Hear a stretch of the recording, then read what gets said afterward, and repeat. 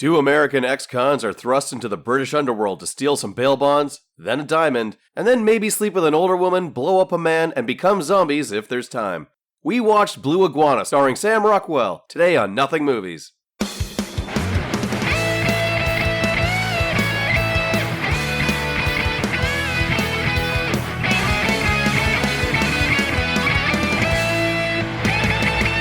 So the Oscars happened 14 days ago, which, as a result of us recording this podcast whenever we have the time to record this podcast, and it'll be even later when you are listening to this podcast. Yeah, it'll be like a month in the past for listeners. But I have to talk about this. This has to be mentioned because the controversy surrounding this year's ceremony, it has to be discussed on this podcast. Last ceremony, there was the slap, which was a literal physical slap. The slap heard round the world. Between two men. That it was, yeah. This year, however, there was a metaphorical slap. And it was a slap in the face of cinema lovers everywhere. And this podcast in particular. I'm, of course, talking about the fact that Paul Sorvino was not included in the In Memoriam segment. What? Oh, yeah, that was bad. Shocking. Really? Patron saint of this podcast, poor Paul Sorvino, left out, not honored by the Academy. Mira Sorvino, very angry, not letting them have it. Rightfully so. Yeah. But illustrious star of such hits as Last Hour and Jersey Shore Shark Attack. Absolutely. And that other one that we saw him in. Here's how stupid this is, though, Jameson. You know who they remembered to put in the In Memoriam? I couldn't begin to guess. Ray Liotta. You know what movie everyone remembers Ray Liotta was in? Goodfellas. You know who else is in Goodfellas? Motherfucking Paul Sorvino. Right. So if whoever's putting that together, if they remembered that Ray Liotta died last year, they remembered Paul Sorvino died too. They chose not to include him. I heard that the In Memoriam section, which is honestly the only part of the Oscars that I have any kind of respect for, I heard they really phoned it in this year. Yeah, and you can throw the remainder of that respect out the window when I continue to tell you the names that were omitted from this list, because Paul Sorvino's just the tip of the iceberg. Maybe we should underplay this with some really somber music. This is making up for the oversight that the Oscar committee. We get past guest Eddie Lamb to come out with an acoustic guitar. Yeah. He starts playing fucking Hallelujah. In the Arms of an Angel. Yeah, in the Arms of an Angel. But yeah, so all of these actors that we have spotlighted in episodes on this show, not included or honored by the Academy, including filmmaker Albert Puling, director of Arcade, past episode Arcade, not honored by the Academy. Boo. Comedy legend Gilbert Gottfried, star of past episode Longshot, not honored by the Academy. Less star, more of best part of. Tony Sirico, not star of, but, a past episode, Search for One-Eyed Jimmy, not honored by the Academy. Liz Sheridan, who played Jerry's mom on Seinfeld, who had a small role in Wishman. Oh, shit, she died? Not honored by the Academy. I didn't even know she died. I didn't even know she was sick. She was a sick actor. Yeah. But the most outrageous one of all, the biggest omission, a man whose touchstone on cinema is still being felt to this day. Our dear friend, Coolio, not honored by the Academy. My God, your nemesis. No, it's not my... I don't hold grudges with dead men, Jameson. The beef has been squashed. All right? Kaz... I'm on Team Coolio now. Kaz, all he had to do was die. Even Lex Luthor went to Superman's funeral. Yeah, but he had, machination. He was, planning stuff. Right. He had, plans on plans. All right. He went to Superman's Whatever, funeral. Kaz. You won. You won your great, epic, never-ending battle against Coolio. Then why do I feel so hollow inside? Welcome back. These are all inside jokes that Kynan is not privy to. You even brought up on the drive over that, I was going to listen to some of your episodes, but I was like, nah, you know what? I want to go in fresh. I wanted to come in fresh. And here you are, just a lightning round. That was the right call. Okay, good. Yeah, I feel like he's heard of all of these people. Yeah, that's fine. Also, I wasn't sure if I was supposed to be talking in your little intro there. Yeah. So I stopped talking. No, we would prefer it if you talked throughout this entire episode. This is our show, and don't you forget it. Only when Jameson's talking. Welcome back, however you wish to self-identify, to Nothing Movies, where we ask the question, The fuck is this? It's the podcast where we go through an actor's filmography and choose the most anonymous and culturally untalked about movies that they've made, and decide whether or not they've got a certain something, or if they're just a whole lot of nothing. I'm Kaz Lesgard. And I'm Jameson Rafter. And it's somewhat relevant that we were talking about the Academy Awards, because today we're talking about the career of an Academy Award winner, Mr. Sam Rockwell. And we're doing that by discussing one of his nothing movies, 2018's Blue Iguana. Blue Iguanas! Jameson, did you know those were a thing? I didn't. Up until a week ago, I didn't know that there were multiple movies with the exact same title, Blue Iguana. At least 3. Slightly Yeah, I different. discovered that last night. There's a movie called The Blue Iguana, and then there is the stripper movie Dancing at the Blue Iguana. I don't know. But we're not talking about that. We're talking about Blue Iguana. And to help us talk about that, we have a guest. Yes, we do. Who you have heard by this point. You have on heard this episode. my voice He's made himself known. on this yeah. episode. No, this is a buddy of mine. We've known each other for a couple of years now. Usually as me being a regular at the bar that he I'm works usually serving you. That's right. Quite well. Yep. He's an actor. You will have seen him in shows such as Debris and Resident Alien. And just recently, I've seen you in a pilot that I believe is being shopped around at certain festivals presently. Yep. Yeah. All right. It's Kynan Foster, everybody. Hey. Thank you for having me, guys. Yeah. Thanks for coming. Thanks for being here. Yeah. So you chose Sam Rockwell as the actor that you wanted to talk about today. So what drew you to Mr. Rockwell in particular as the actor du jour? Yeah. I think like sometimes like the question comes up like, who's your favorite actor? Blah blah blah. And like I've always had like certain go-tos as I've gotten older and respected and admired. And more recently, I've just really started to respect and admire Sam Rockwell. And yeah, like when I think my favorite role of his was his Academy Award winning role in 3 Billboards Outside Ebbing, Missouri. That performance, like I've always loved his performances. I think there's like something fresh to him. Like he's always got something. He's just a watchable guy.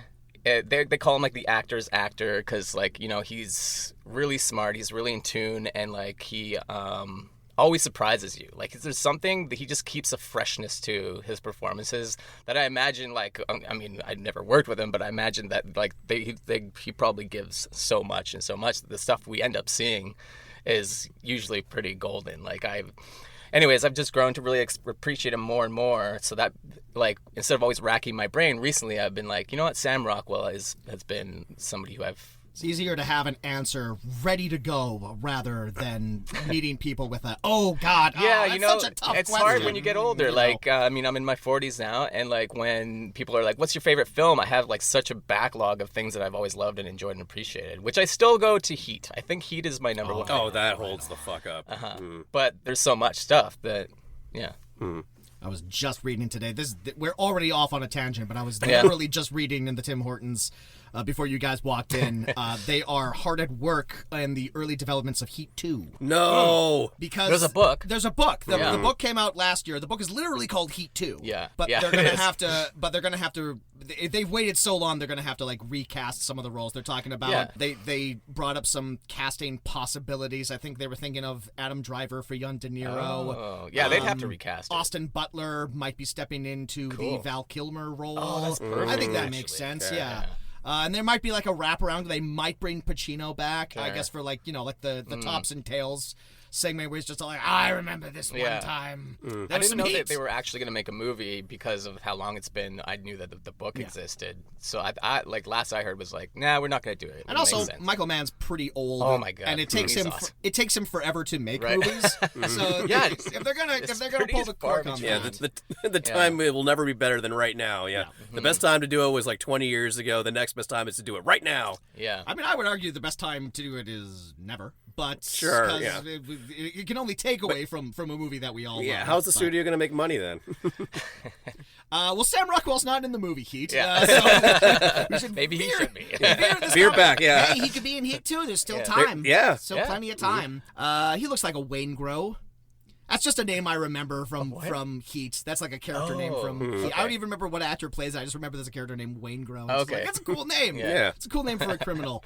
You know who plays a lot of criminals? Sam Rockwell. He does. I was going through his filmography. There are so many of these movies where he's playing like a gangster or a crook or a thief of some Or an kind. assassin. Yeah, it feels like 25% of his filmography is pretty good for that. he's some sort of no good Nick, but a no good Nick with a heart. He just has like this very laid back quality. I know. Where it really doesn't look like it's effortless. You never see Sam Rockwell acting. Like he just shows up and he just does the work. Yeah. And he doesn't seem like he's the type of actor that gets caught up in the process. Well, he's in the moment, you know? So it feels believable.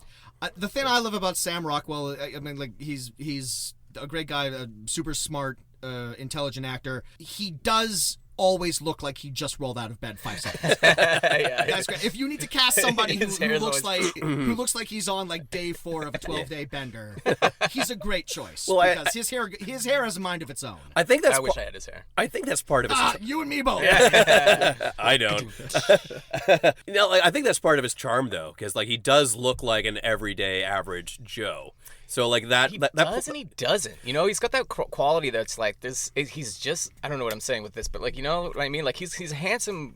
Average. Oh, maybe you're right. Average Joe is a good way of putting it. It's good for like hitman type roles because he can blend in. He's a good Hollywood average Joe. Average Joes look like us, right? But compared to everyone else, he also has that like dopey demeanor sometimes, where he's just kind of like slack jawed looking once in a while, like just like looks like he's lost in space or something. You're like, what's he thinking about?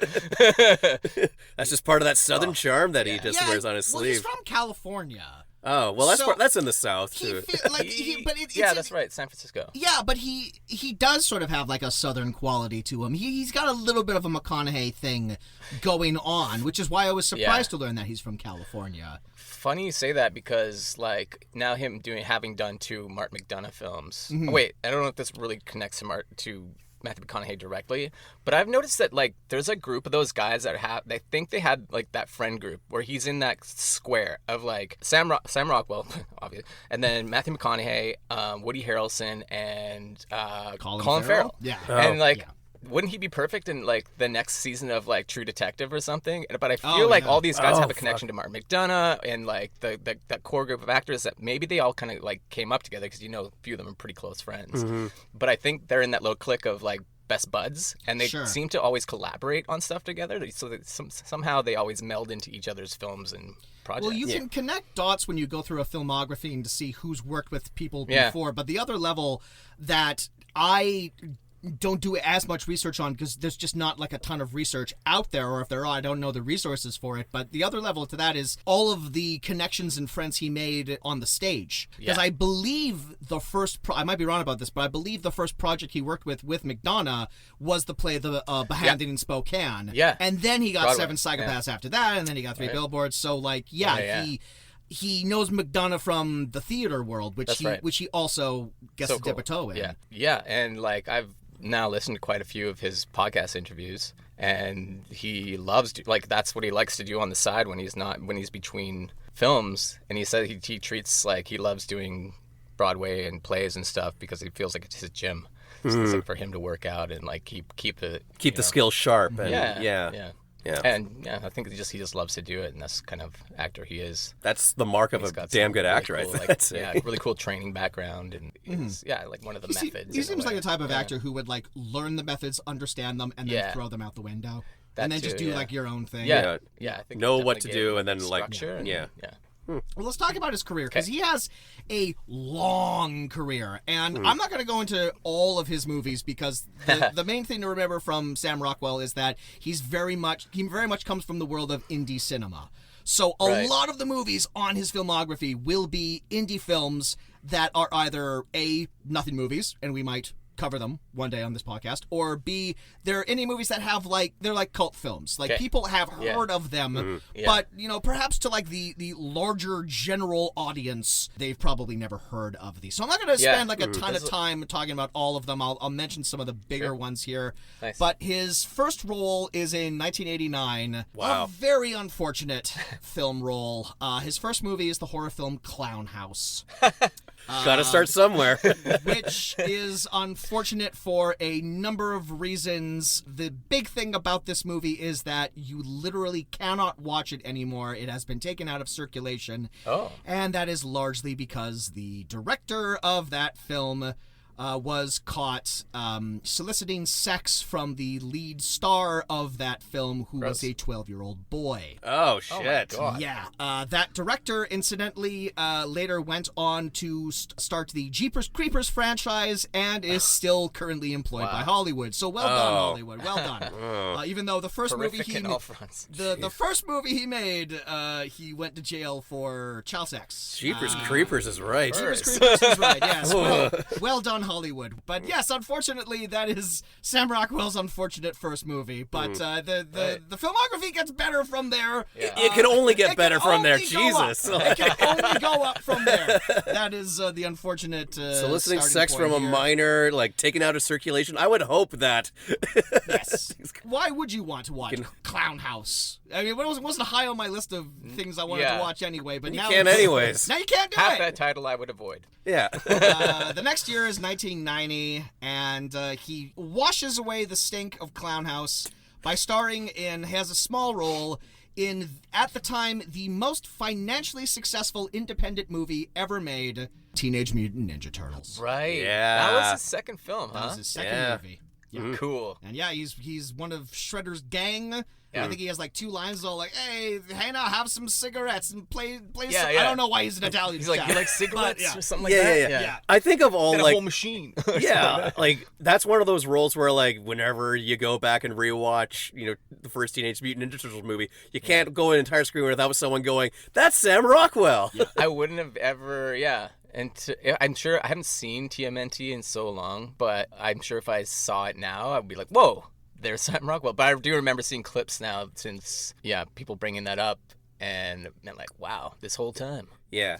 This whole time. Because he was the friend. He was like the friend of Danny, who was like the good kid who's like trying to get into. No, I don't gaming. think he has that was at big the of a Foot role. Clan hideout. Like he was just there. He's had a one of the couple punks. lines. He's featured on screen more than a handful of times. Danny goes Yeah. to like check it out, and they're like, "You should be a Foot Clan member." Yeah. And they're showing him around. I think he's the guy that's like showing him around. I think right? yeah. Yeah, and then I think he's showing Danny around the arcade scene, and then right at the very end, all of like the street toughs that the Shredder has Go play. Danny gotten yeah. in the van. They're all standing around, and Sam Rockwell's all like, "What do we do now?" And I don't know what happens.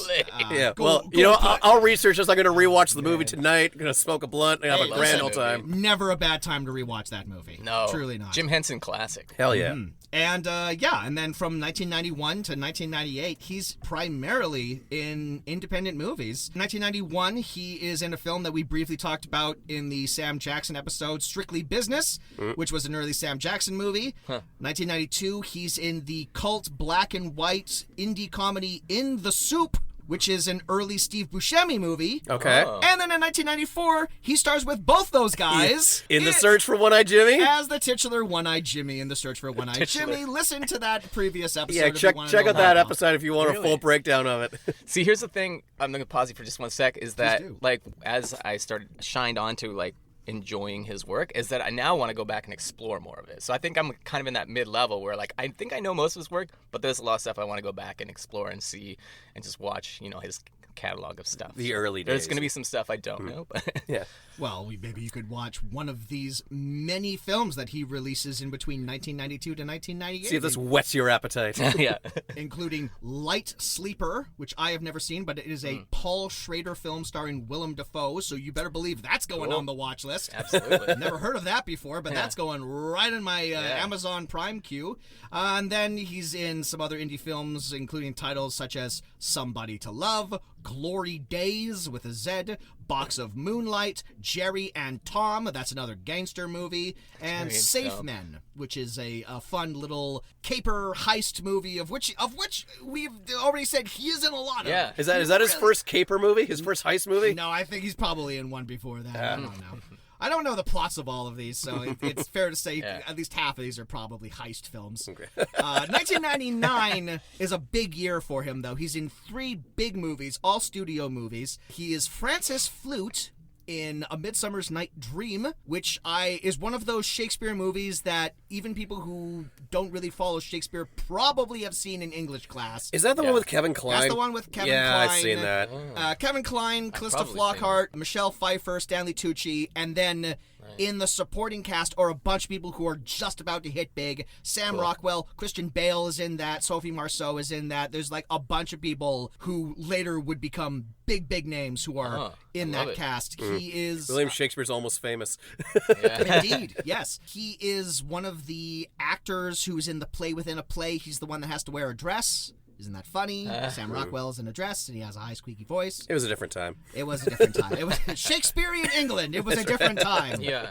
He's in The Green Mile. That's right. As He Wild is? Bill Wharton, who is Awesome. one of the not nice prisoners. No, yeah, he's Yeah. a psycho. He's a psychopath, and Psychopath. he teams up with the mean guard, and he doesn't squash the mouse, right?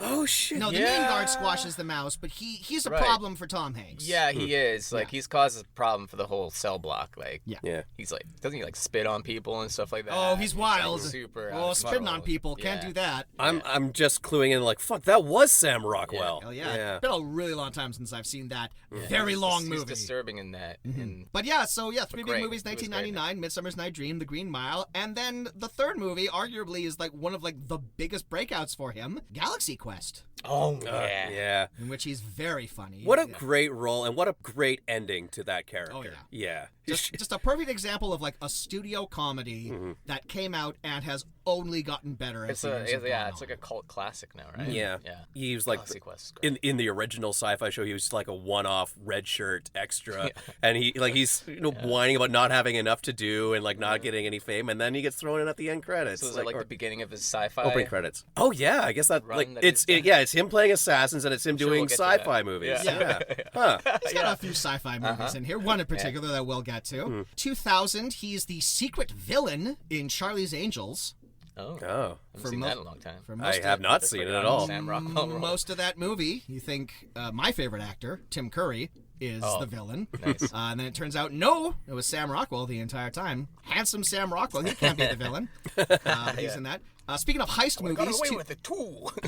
speaking of heist movies, 2001, he's in the movie Heist with Gene Hackman and Danny DeVito, directed by David Mamet. So that's a very really? cool movie full of like I have to watch that. David Mamet dialogue. Right. A line that I've always remembered from that movie, and I won't give the context because it gives away a character death. But basically, Gene Hackman is pointing his gun at a character. The character says to Gene Hackman, "Don't you want to hear my last words?" And then Gene Hackman shoots him and says, "I just did." Yeah. So good. Yeah. Oh, Great. I'd love to hear that. I've worked on some David Mamet scenes, and they're hard. But it depends how Mammoty you want to get with it, because the You gotta acting go full trainers Mamet. will. You Yeah, gotta like go there's full like Mamet, rhythm yeah. to his stuff. Oh yeah. And yeah, like even if it there's a says there's a musicality beat, to you gotta it like almost, use those beats. It's all there's timing and rhythm. But yeah, like Mamet films are great. I love it. 2002 is his first big lead role in Confessions of a Dangerous Mind. Yeah. As George Chuck Clooney. Barris, directed by George Clooney. Yeah, and that was cool. That was a real big step up for him because before that Yeah. he was just this guy who was in like these supporting roles and character bits and stuff. This Leading was man. this was his first leading man role. Was that an Oscar buzz movie? That was an Oscar buzz movie that Yeah. got 0 Yeah. nominations. It Oh, didn't okay. yield any fruit. Right. What was that? 'Cause 2000 this is in like 2001? George Clooney's prime as a 2002. director. in a But way. that was his first movie as a director. First directing movie. Yeah. And And that- that was supposed to like shoot both of them in. Well, Rockwell would have been shot way more into like. I mean, it took Rockwell a really long time to get nominated for an Oscar, and then Yeah. he won on the first one. Oh, he deserved and then the thing about George Clooney's directorial career is like Confessions of a Dangerous Mind is his first movie. It's a Charlie Kaufman script. People generally like that movie Right, a lot. Charlie People have Kaufman. some issues with it. His next movie after that is his Edward R. Murrow movie, Good Night and Good Luck. Yep. That's the Oscar success. That's the one that gets him nominated for director. That's the one that gets all of the other nominations. I don't actually think it wins haven't seen anything, it. but No. that's it's pretty boring. It's I don't boring? Know. You kind of have to like be into like McCarthyism and Sure. like journalism and like Which I am. Oh, there you go. Then you know what? It's a movie just for you. It's a movie just for you. I'm just saying, like like that. those. Yeah. Like it would have worked better as a stage play. You know, there's nothing truly cinematic about it except for the black and white shit. And then Good cast though. And then like George Clooney has like directed like 6 other movies since then, and none of them have gone anywhere. No. And it's so weird to like think about like Hollywood suave ladies man George Clooney. A-lister of A-listers. A-lister of A-listers. He's teetering on the B-list right now. When was the last significant thing George Clooney did? Spy Kids? Doesn't act as much Spy anymore. Kids! Wait, Not didn't even he Spy do- Kids 3! Spy Kids Good! Wasn't Up in the Air like a big one? Yeah. That was 2009, my friend. That was well over a decade ago. Yeah. I am old. I know. Time is cool. Well, I was about to say in my opening, we're talking about a recent Oscar winner, Sam Rockwell, and then I did the math in my head. I'm all like, fuck, that was like 6 years ago. It was he a won. while back. Yeah. Jesus Christ, the march of time is gross. Anyway, 2003, another movie where he plays a shady criminal, Matchstick Men. A fun movie. Ridley Scott. See, that's one that I'm ashamed I haven't seen. It's pretty good. It's okay, Pretty yeah. fun, Well, I you just know. always hear people talk about it. Yeah. One thing I remember about that Ridley is Scott, that huh? Nicolas Cage consists entirely of a diet of canned tuna, which Neil Breen brings back into his seminal classic, Double Down. I don't need much to live on anymore. I just eat tuna out of the can and live in the car. Is that the movie? I think that's the movie where Nicolas Cage goes, Bees? You ever been kicked so hard you pissed blood? I think so. that's Matchstick Man. Yeah, I just so. remember that right now. You're welcome for leaning away from the Maybe microphone that when should I be did my that. number 2. Oh boy.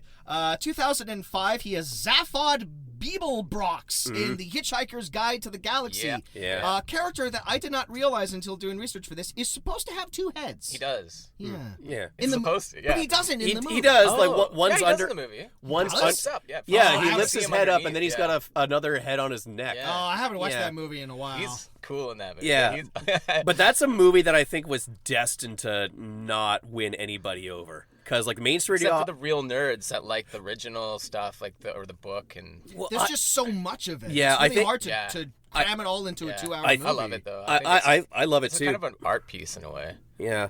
I just think, like, even, like, the diehard fans of the Douglas Adams books are going to look at it and say, like, oh, they omitted this, they changed that, you know? And so they're not going to be happy. Yeah. The mainstream audiences weren't going to be happy with all the, goofy shit that goes on in it. And I don't know, it's a lot like Watchmen. It is a goofy movie. Yeah.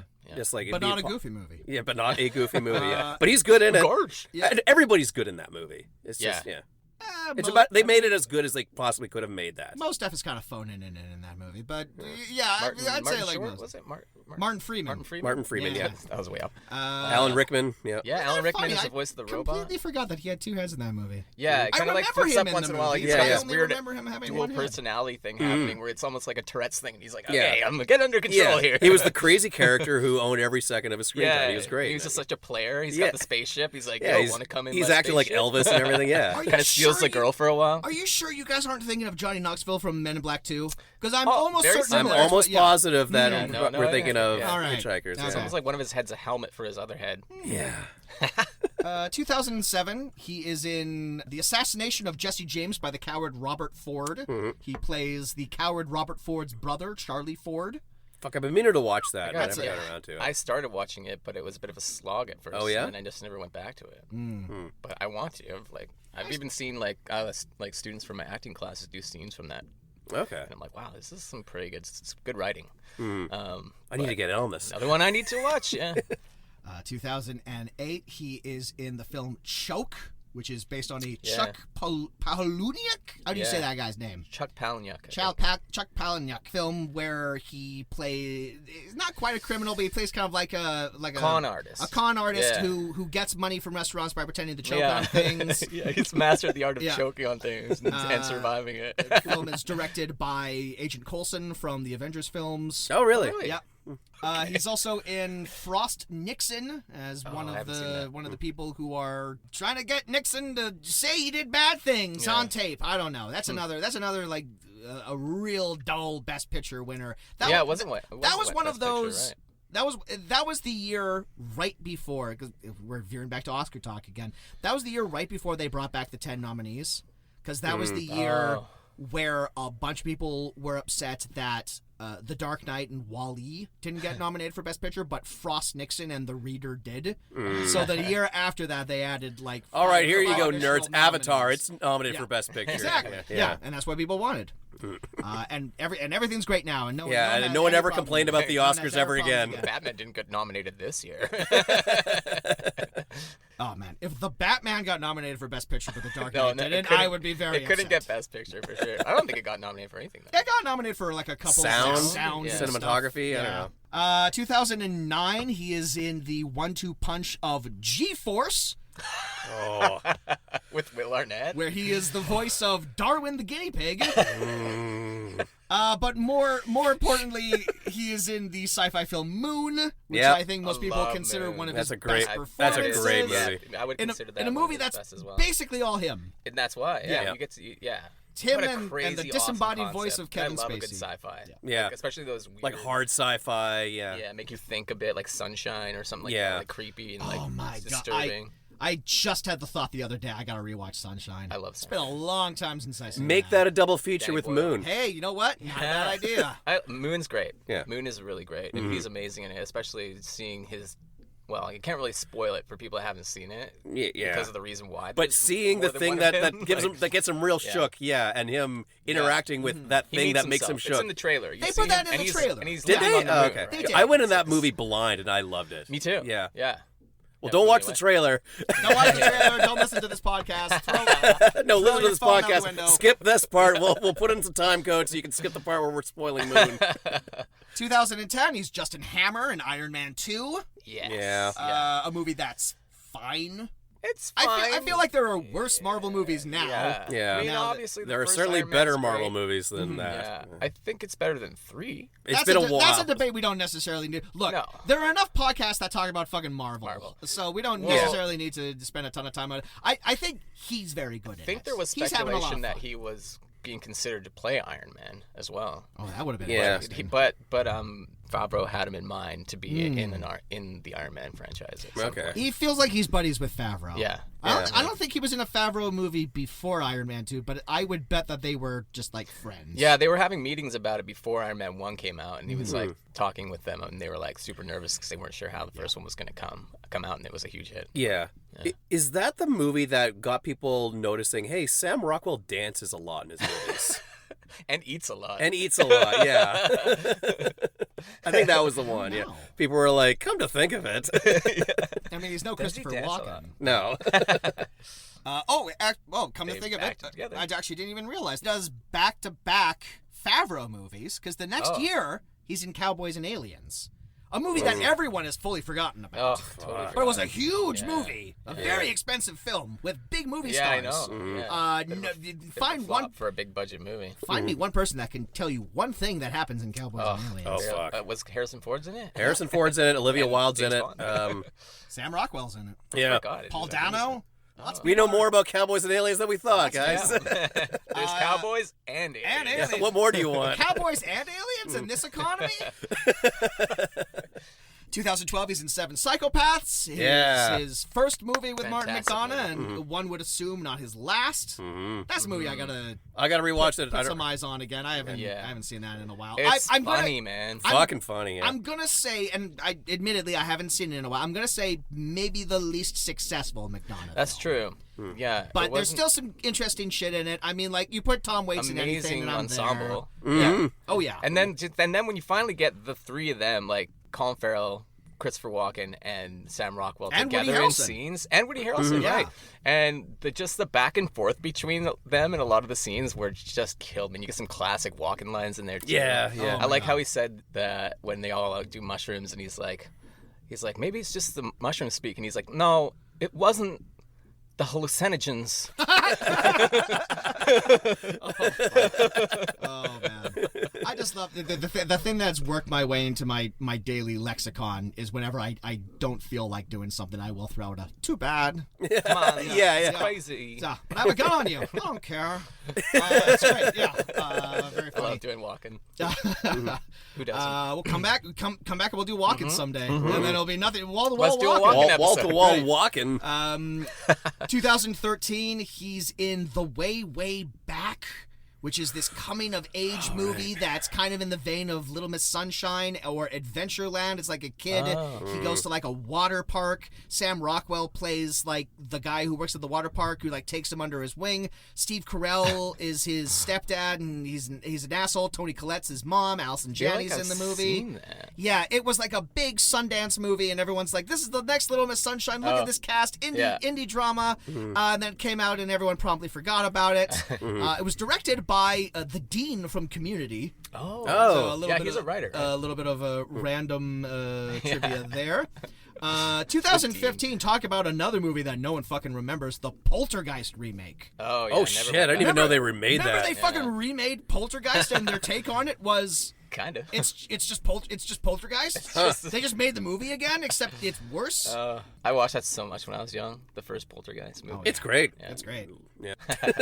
And then 2017, as we say, is his big year because he wins Best Supporting Actor for 3 Billboards Outside of Ebbing, Missouri. And this kicks off a period that he has what I like to view as sort of like an unofficial little trilogy that comes from 3 Billboards Outside of Ebbing, Missouri, which I like to call the Sam Rockwell is a likable racist trilogy of films. Because he does that. He's done that a few times. And then he follows that up with a film called The Best of Enemies, which is him and Taraji P. Henson, where he plays a grand dragon of the KKK who befriends a black woman and then learns to stop being a grand dragon of the KKK. A likable racist. Which is based on a true story that actually happened. So, like, he's playing, like, a real-life lovable racist. Not lovable. Likable. No. Let's say redeemable. that. Redemptive, whatever you want to call it. And then, also, the same year, he's a wacky Nazi in Jojo Rabbit.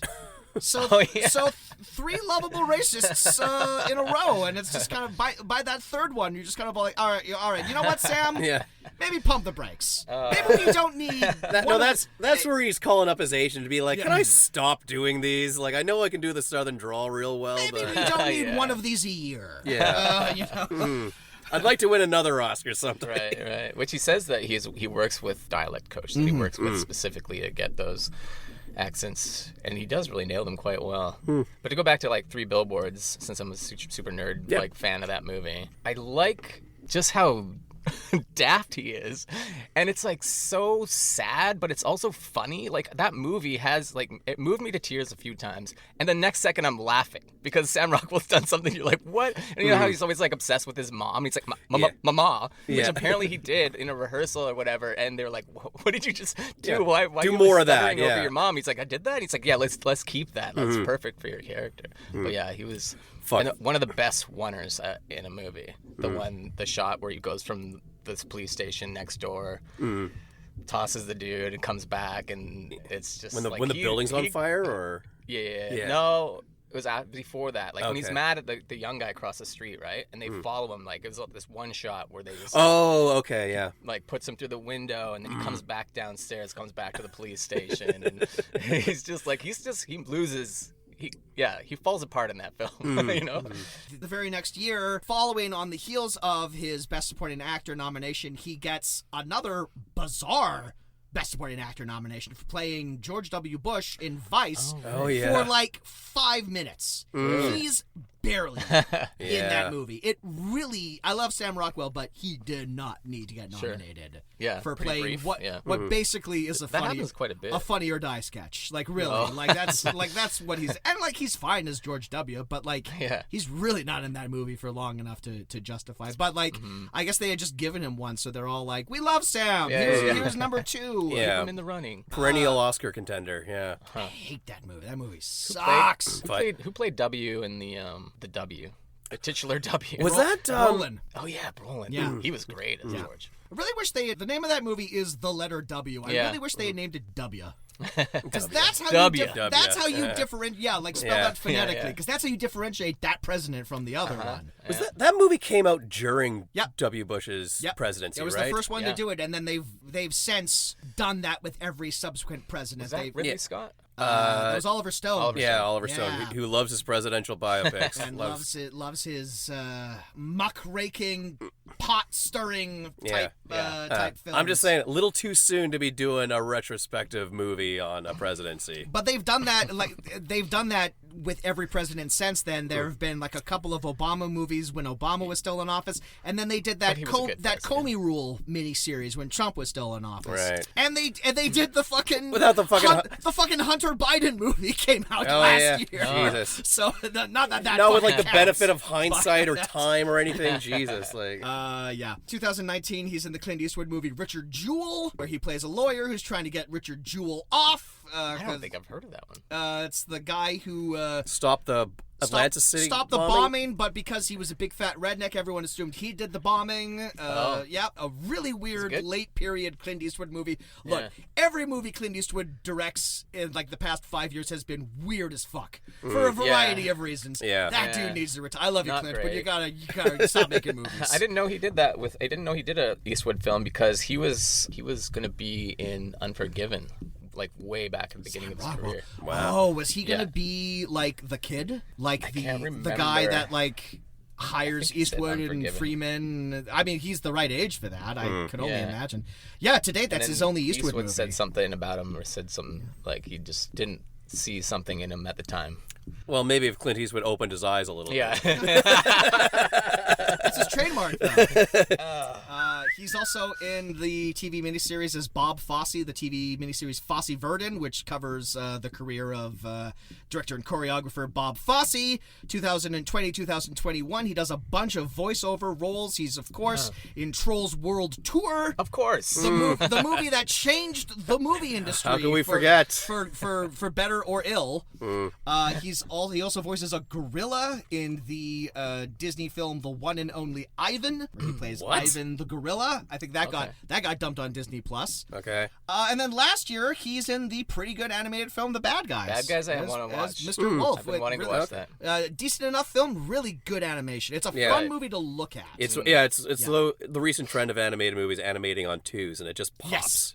Fucking pops. I'm a big fan of that. Of the fact that animation is in this new era, and they've reached the new era by actually removing animation cells. It's actually it's fascinating. All the movies, like the trailer for the new Ninja Turtles movie. That looks cool. Yeah, it lends itself better to artistic flourishes that just straight 3D can't. I love it. And then also last year he was in the British detective farce See How They Run, which proved that Sam Rockwell can do many things.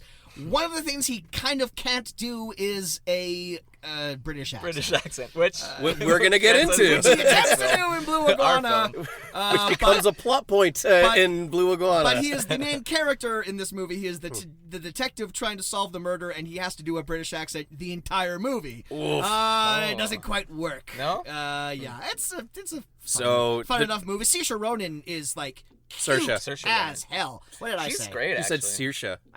It's Saoirse. Saoirse? Yeah. Okay, whatever. She's adorable. Okay. She's cool, yeah. She's the best. That's the only thing I can remember. But anyway, that's the filmography of Mr. Sam Rockwell. So unless there's anything I didn't mention, we can take a break. I don't know. Does anyone want to? Any particular thoughts? Any other thoughts on Mr. Rockwell? On Rocky? I got nothing. I'm ready to jump into this bad boy. All right. our own questions. We're gonna take a little break. We'll pump in a charity spot here, and then when we come back, we will discuss Blue Iguana. Stay tuned. Stay tuned for that.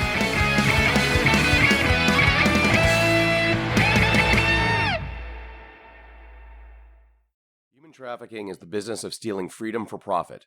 Traffickers trick, defraud, and physically force victims into selling sex, and lie, assault, threaten, and manipulate the disenfranchised into working under inhumane, illegal, or otherwise unacceptable conditions. It is a multi-billion-dollar criminal industry that denies freedom to 24 million people around the world. Recognizing potential red flags and knowing the indicators of human trafficking is a key step in identifying victims and helping them find the assistance they need.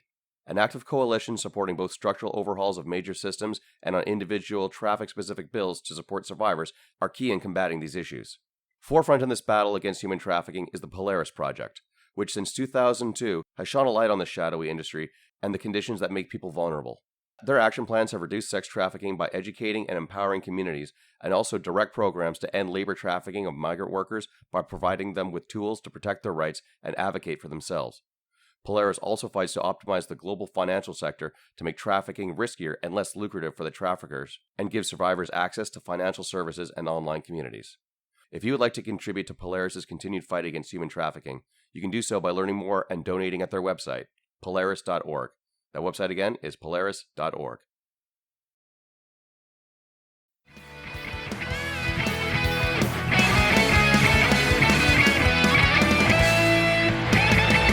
Good? All right. Yeah, we're back. Yes, we are. We're back.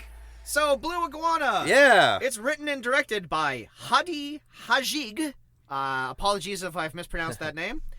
He's a Lebanese-British filmmaker whose other films include 2012's Clean Skin, which is a British spy thriller starring Sean Bean, Oh. and 2021's Vengeance is Mine, which is a revenge thriller starring No shit. no one of note. Okay. That's all I have to say about That's the the one filmmaker. thing That I was a forgot short to one. do. Yeah. That's the one thing I forgot to do today was I was going to research the director and like where this was shot, if it's like mainly like British produced film or something. I'd have to imagine it's mainly British produced. I did try to go. I went to the Wikipedia page to see if I could find any information on this guy. Not even a link. Director? Yeah, I've never heard of him. Yeah, there's like no Wikipedia Which page on the dude. kind of adds up in a way. I don't know how you guys felt about No, this. he's but- just a small-time British filmmaker. This is his third movie.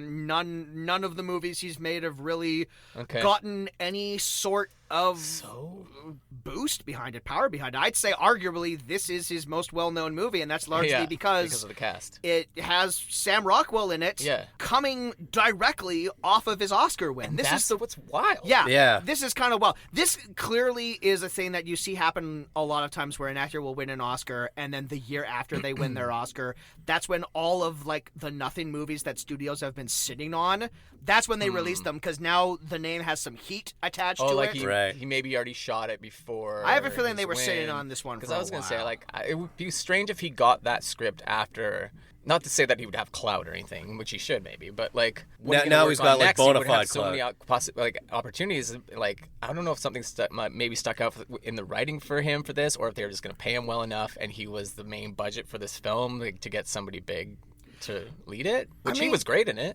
Sam Rockwell says yes to a ton of movies. Like there are so many movies in that filmography that I ran down that likes to work. that I have not mentioned. Sam Rockwell is just one of those consummate actors that just likes being in things. Yeah. And apparently if he gets to hold a gun, that's all that he needs. That's the only thing that's important. There's like a few check marks that he has to get on any scripts. Do I play a hitman or a spaceman? And it's Hitman, another okay, heist check film one. where he plays Hitman, spaceman, or racist. Those are my three things. My three grooves that I fall into. And then based on the strength of this movie, they said, hey, that one scene where he's trying to do an English accent, let's base a whole movie around that. Yeah. Oh boy. Blue Iguana. Blue Iguana. Yeah. Should we take it from the top here? Yeah, sure. Okay. But general thoughts at all? Well, when you guys sent me like a few Sam Rockwell flicks that were little known, I don't think I'd seen any of those three that you guys sent me. I don't even remember what I said. I'm gonna don't scroll. either. I'm gonna scroll through the message here and find out what I. I remember one of them was Mr. Right, with only because Anna Kendrick's in it, and that is like a big celebrity crush of mine. Mr. Right, yes, Mr. Right with Looks like a Anna similar Kendrick. That's tone. another movie where he's holding a gun. And then the other movie I mentioned was The Winning Season, where he's a basketball coach. Oh yeah, that didn't look great. No, that I'm didn't not always look a big great. fan of these like coach-driven movies, like sports teams. Like, Yeah. I'm like, I feel like you would get the gist of that. It's like Coach Carter did Yeah. it to perfection. Yeah. Hoosiers did it to perfection. Whereas like Blue this Iguana- one, his you know like his co-lead or whatever you would call it. You think I would know the term for that? Is Ben Schwartz, and I think he's hilarious. You know, like I'm a big fan of his from like Parks and Rec, like his stand-up special or his comedy special he did with Thomas Middleditch. Like what was that one called? Just called Thomas and Schwartz. I think it's or Middleditch Middleditch and Schwartz. Yeah, and they did, he's amazing improv actor. He's Like, a super really good funny. improv actor. He used to write jokes for Jay Leno. Yeah. He was on wrote for SNL, I think, for a while. Schwartz is one of those actors who I remember recognizing as being internet famous before he was like famous. Okay. Because I remember first seeing him in like College Humor sketches. Yeah. Like he's in one of my favorite College Humor sketches, the Try to Stay Awake contest between him and Amir. And that's a real. I could quote that one, but the context would be lost because that's a very visual gag based sketch. But yeah, like I always associate him and Donald Glover as like the two like celebrities that got famous because of YouTube. Oh yeah, you know. But yeah, he's great. And Jameson, this is now 2 movies in a row where we've covered the stars of Sonic the Hedgehog. So I think that's true. we gotta do Jim Carrey next. I guess so. Yeah. But Ben Schwartz is hilarious. He's Once again playing like a trendy doofus moron. Oh yeah. Ben, he's one of those voice actors like John Benjamin who he can got a great voice. He can only do that one voice. Yeah. But you kind of don't mind. You want him for that anyway. Yeah, he's got a really cool energy to his his comedic style, you know, like But so I was just like, yeah, this will be funny. I think it will be like a funny movie. And he's a good buddy duo with Sam Rockwell. They work well off of each other. They did. But I wouldn't say it works in this movie because they kind of I feel like they were a little contrasting because like he was way larger. Like Ben Schwartz is way larger. Well, you want that. You want contrasts in like a kid or crime buddy duo. Then, I think I know what you're getting at here. Like Sam Rockwell is way more of a straight man to Ben Schwartz, and yet like he also doesn't have much of a character to play. He's very bland. I found Schwartz or Rockwell. Rockwell. I found him very bland in this movie. He starts off really bland, and then as the movie goes on, I'd argue Rockwell kind of gets funnier than Schwartz does. But there is kind of a weird thing. Yeah, there isn't really like huge character development in this film. Like you get like in the story a little bit, you get it, but like. I don't know where to go with that. Really. Well, we can discover where we were going with that as we break down the plot for this. So it opens with Sam Rockwell and Ben Schwartz, where they're these ex-cons who are working at a really shitty diner. They're out on parole, and it's based on their jobs. And the boss at this shitty diner is treating them like dirt. And they're looking to get back into the game. For like a split second, I thought the boss at this diner was Clancy Brown, and I got really excited. He was giving me some Clancy Brown energy, and then he opened his mouth. I'm like, that's not Clancy Brown's voice. Who's Clancy Brown? He was the mean guard in Shawshank Redemption. Oh, he's the voice of Mr. Krabs on SpongeBob. Yeah, that's a pretty big difference. Those are his two roles. He's in a billion other things. He's the Kurgan in Highlander. Yeah, he was the voice of Lex Luthor in the Superman animation. This is a Clancy Brown podcast. Yes. But yeah, like they're working this dead end job, and like they can't really get back into on parole. Then this young English woman walks into the diner, scene. And like within 2 minutes of this movie starting, she goes, "As you know," and I'm like, oh Christ, it's gonna be one of these kind of bullshit movies. "As you know, my employer has hired you to do this, and I am his liaison," and la la la la la. Yeah. And I'm like, as you know, you were recommended to me by Thomas Tresham, client of mine. Oh, Tommy. He recommended you highly. Client how? I was his lawyer in London. You're a lawyer? I kind of appreciated how this movie just started. That's what I was. That's the first thing that came in my mind. I'm like, this just gets right into it. Yeah, like, 2 minutes and it's like, no bullshit. Here we go. Here's the plot. Shows up. I got a job for you guys. It's a heist job. we got to keep this thing clicking along. If you're not paying attention, you're gonna get left behind. You got to follow Jump up. right into it. Yeah. Right into the. I don't know. I just thought there was like a million different better ways that you could have done that. You could, yeah. I did appreciate how she browbeats their boss into letting them get off work for a month. Yeah. Where she points out that, oh, you're keeping the steaks uncooled in the restaurant next door. I'm going to blackmail you into letting these guys take off with me for this job in England. I kind of appreciated that. Did you? I was like, okay, that was a little tropey in a way. Like she almost more tropey than As You Know. Yeah, but it was like she came at it from this like, I'm sure she just like Sherlock Holmes that moment where she's like, I've been noticing that you use this with your left hand and kind of stuff. You know, like within like a she second, read the situation way too fast to have known how to get them off the hook. Where I was like, all right, like, and she just like took control of the moment. So this character is Catherine. Catherine, right? Yeah. Played by Phoebe Fox, who's a British actress that I frankly was not familiar with before this movie. I think she's great, and she's kind of the main character of this movie. Yeah. She kind of gets like the emotional character arc more than anyone else, far more than Rockwell does. Definitely. And also she's super cute. I don't want to like distill her performance down to just like these base levels or whatever, but like 3 or 4 times in my notes I just saw like, I think I have a crush on Phoebe Fox. She's like really sweet in this. And her thing is she's constantly eating. And I loved how much she ate. But it didn't amount to anything else with the plot. Every time she's eating, she's making this huge mess. Yeah. And getting it all over Getting her all face. over her So face, kinda like not like, gussing I or thought it was nothing. going to foreshadow something. And it No, just but I didn't. didn't care, and that was Yeah. just a character thing, and I I was know. into it because I guess maybe Eating. that's my new crush. I don't understand. There's literally a scene where her and Yeah. Rockwell are like going over a plan. She's eating a croissant. She's Yeah. got crumbs All all over her her face Yeah. the entire time, but somehow it's making her more attractive. Like it's like the beginning of the scene. I'm like, you got a little something there, but by the end of it, I was like, face is even messier. Leave it. Yeah. Rockwell's Leave it where character. it is. Yeah. What's Rockwell's character's name? Eddie? Eddie and Schwartz is Paul, I Right. believe, but we're just going to call them Rockwell and Schwartz. Yeah, because that's what we like, do in on that this. scene, Eddie was like, he's like, you don't really use a napkin, do you? Or something like that. Like, She's got like half a jumbo Yeah. hot dog in her mouth. yeah. I'm into it. But Yeah. you know, I think they do play into her cuteness as well. Yeah. In the story. Well, right? this is like the other. We were talking about tropes. Like this is trope of the movie. Sure. Like this is Yeah. blue trope. Yeah, it's like is they're what adding it a is. Well, I was romance interest. Yeah, well, they're adding the romance interest, but just the trope of the beautiful woman that doesn't realize she's beautiful, or like Yeah. the beautiful woman who is made 100%. up to be, Yeah. you know, like Lets her hair down, takes the glasses she's all off, that she's or whatever. transformed. Yeah, in the same scene. I'm jumping all over the place, but Yes. like in the same scene, like this gorgeous supermodel walks in.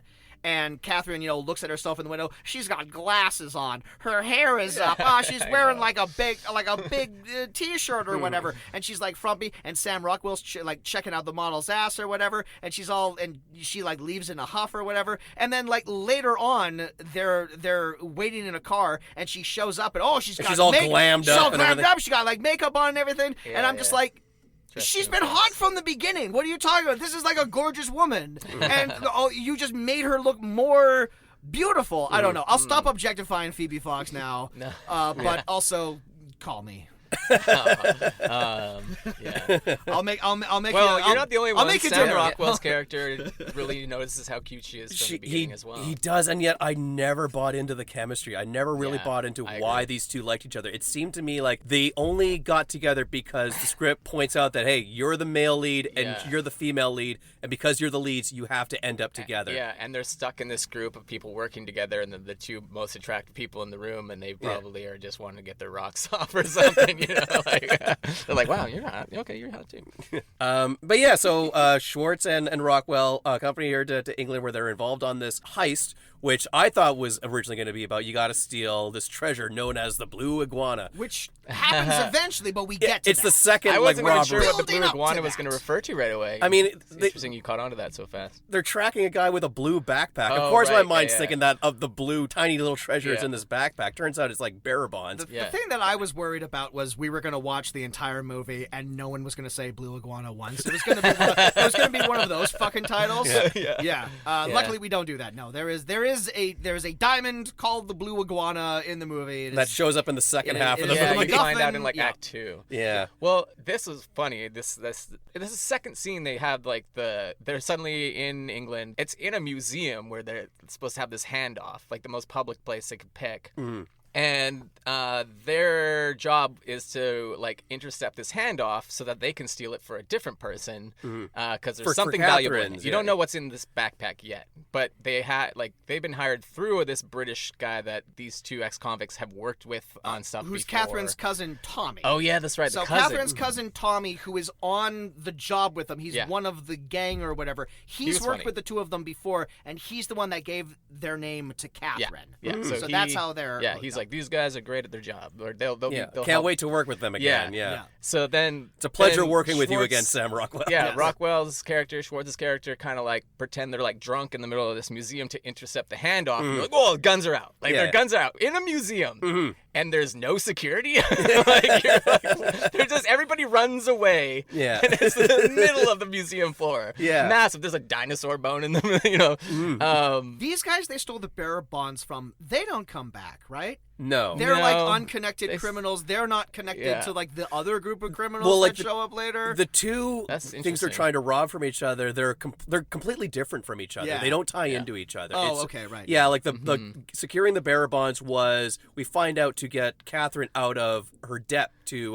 the main kingpin. to yeah, the- Arcady, the Swiss British crime lord, Sure. who's giving me big Bob Hoskins energy. Yeah. Just like that classic British gangster who's like bald and like big and round. Yeah. Fuck, there's that one point in the movie where he says to another character, you scumbag criminals of England, things happen much differently in my country. And I'm like, which is like you are what nationality? Yeah, he's supposed to be Swiss, and yet he does not have an accent. No. Isn't he like a little bit British though?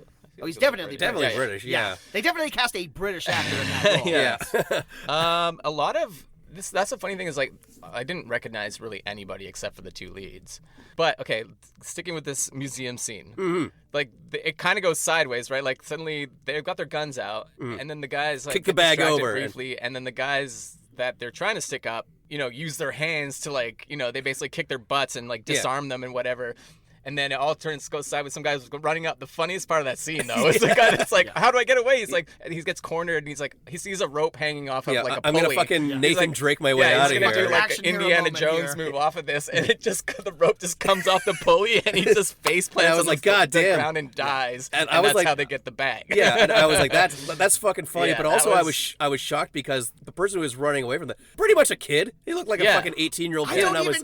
I was very confused as to who that was. I thought he was like an employee of the museum for some. He didn't seem connected to the criminals. Yeah, I know. Yeah, he just like saw this thing going down from the side and grabbed the bag and ran off with it. But the only repercussions of this character dying is when Catherine meets up with him later. She takes back like 10K of the money that she was gonna. The agreement was no one got hurt.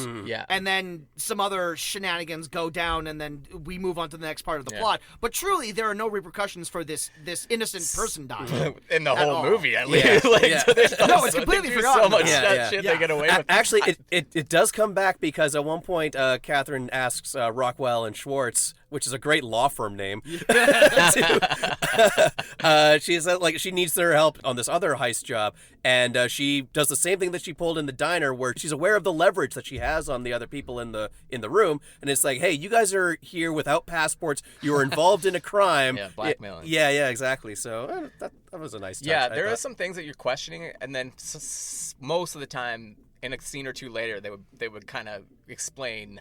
That like open gap where you're like, well, how would they get away with that, or like what about you know what I mean? Like speaking of setups with disappointing payoffs, there's a lot of them in this movie. Yeah, a lot of things are set up, and I think only one of them is paid off, but it's the one that has the least amount of proper setup. Is it the thing that I'm about to mention? The fact that Ben Schwartz carries a tampon with him everywhere he goes? No, that's one of the setups that's a disappointing payoff. He keeps carrying around like this tampon that's not in any packaging. He's removed it.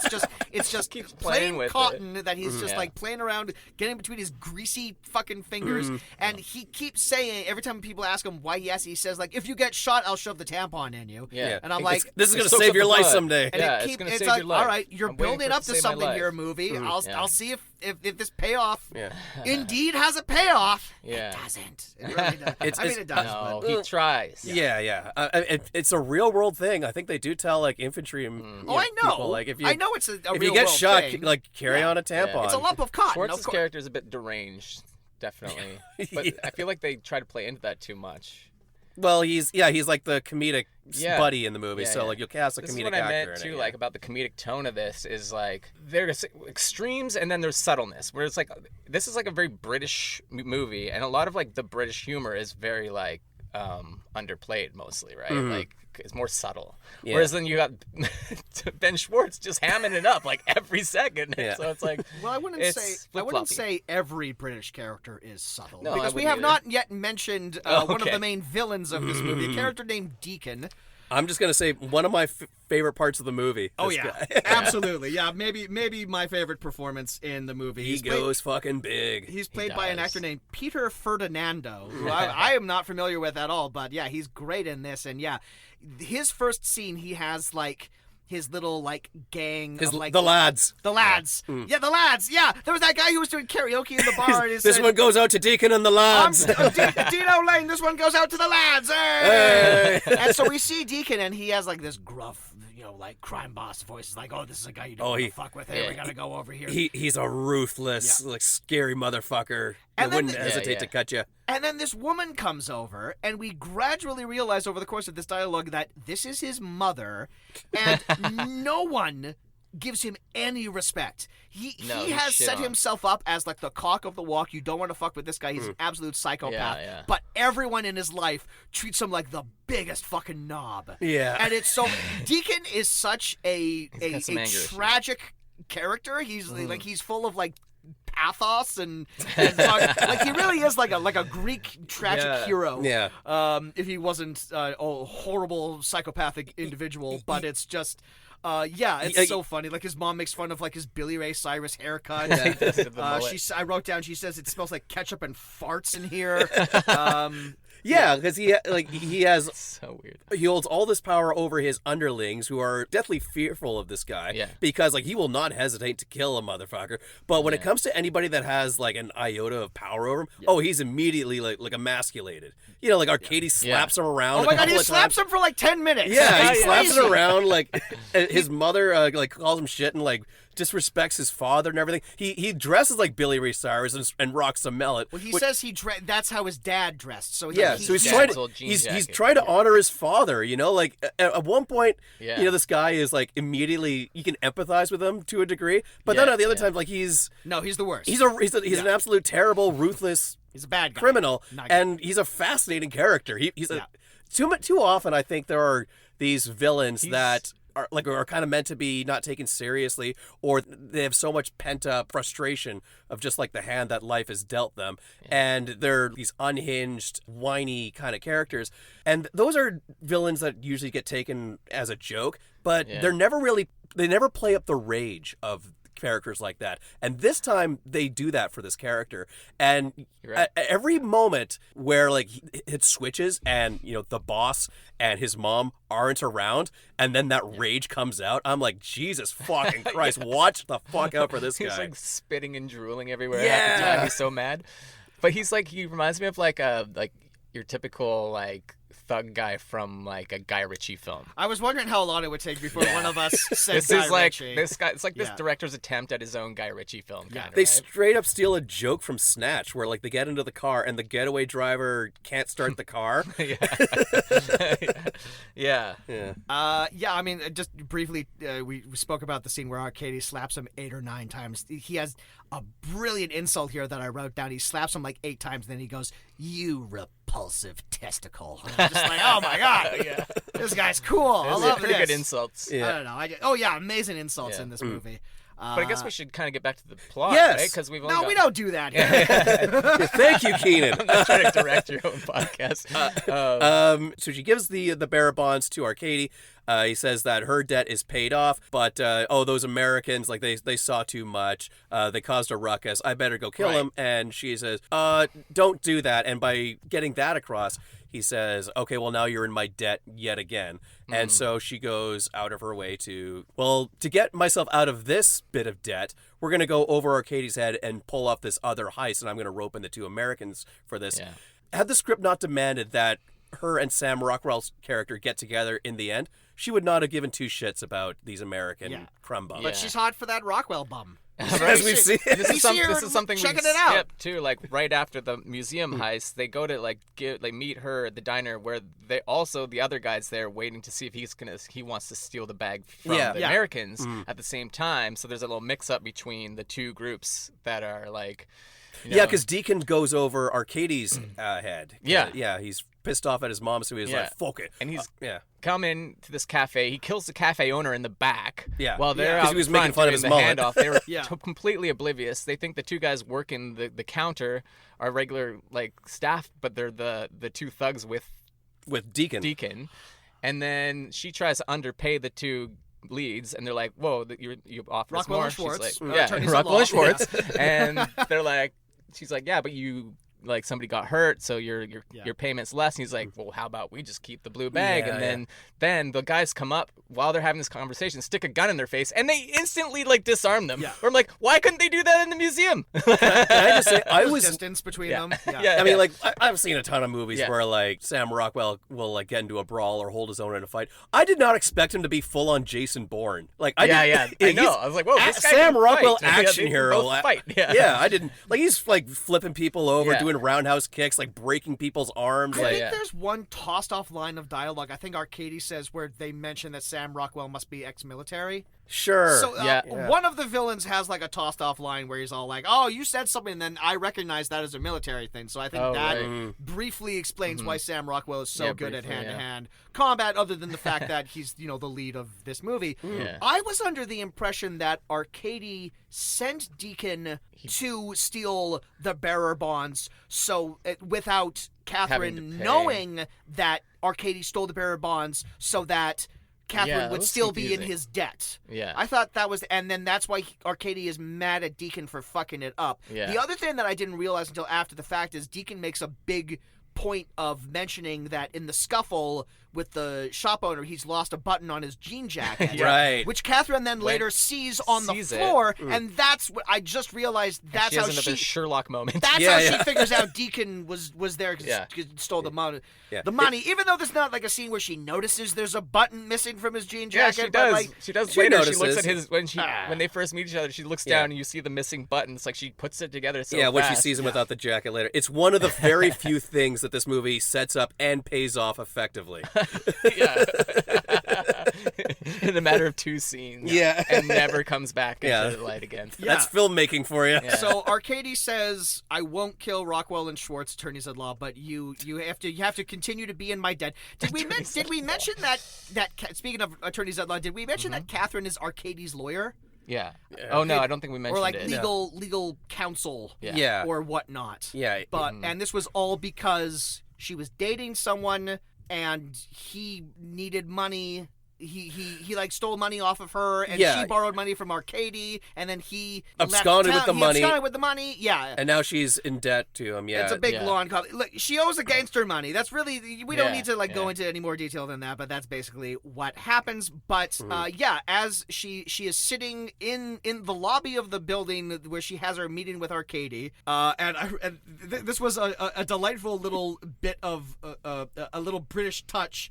A hotel worker brings her over tuna sandwiches, but the word he wrote was like 2 large tuna mayo baguettes. Yeah, because I think they do that. I think instead of tuna salad in the UK, they call it tuna mayo. Oh, and it's funny. And when they put it on a baguette, they call it a baguette. So she orders 2 large tuna sandwiches, which she just starts mowing down in a hotel, not even a restaurant. She's a tiny woman, and she can put it away. The first thing I thought was just gonna eat both of those. Both of them. But then she sees Arcady meeting with like some shady criminal people that she recognizes as like high-end criminal people. So then she goes to Schwartz and Rockwell's hotel, and she says, "I don't know what Arcady's planning, but he's clearly planning something because he's meeting with, criminal A, criminal B. So let's rent a property and like stake them out. Stake out Deacon's bar." I like the scene where she confronts them in the hotel room. First of all, because she rings them up. Just the way that Ben Schwartz answers the phone. Oh that my was God. funny. No, I mean, I had to rewind that a couple of times. I mean, Yeah. it's very like nonchalant of him just like leaning over, picking up the phone, falling down onto it, and he just like no reaction, school. just like play it off, like play it cool. The receiver would have been pressed like 3 or 4 times by that point. Just like but clumsily, no like matter. in character, he's doing this shticky, oh, I'm grabbing the phone weird, and he's answering the phone. He looks over, and it actually had like the prop phone had like busted open a little bit. And he just like slaps it into place. Like, director didn't yell cut. No. No, that's why you hire a guy like Ben Schwartz for parts like that. And also, like, it took me until the end of the scene, at the start of it, when he says, "Hey, Catherine's coming up." Sam Rockwell's like, "What? You brought her up here? Jesus Christ!" And then he storms into the washroom. I didn't know what the fuck he was. I thought he was just taking a leak. And then, like, I could tell he was like flustered because he wanted to look good or something. Well, yeah, he comes out in a nice dress shirt. I didn't put that together until Ben Schwartz calls him out at the end of it, and I was like, he calls out Ben Schwartz on his little robe. And that was he's wearing that the whole time. That was like my first the clearly Ben Schwartz improv line that I wrote down because I really like is all like, "Why are you wearing that robe?" What are you wearing? What are you, Ron Jeremy? This is what I wear when I get out of the shower and I don't want to put on pants and I want to feel like a goddamn man. Please take that thing off. I am so sorry. What is this? You put on a shirt? I don't know what you're talking Are you about. trying to look pretty for someone? Is it for me? Do you want to look pretty for me? Maybe. No, I don't think it's me. Thanks, Ben Schwartz. Thanks for telegraphing the movie for me.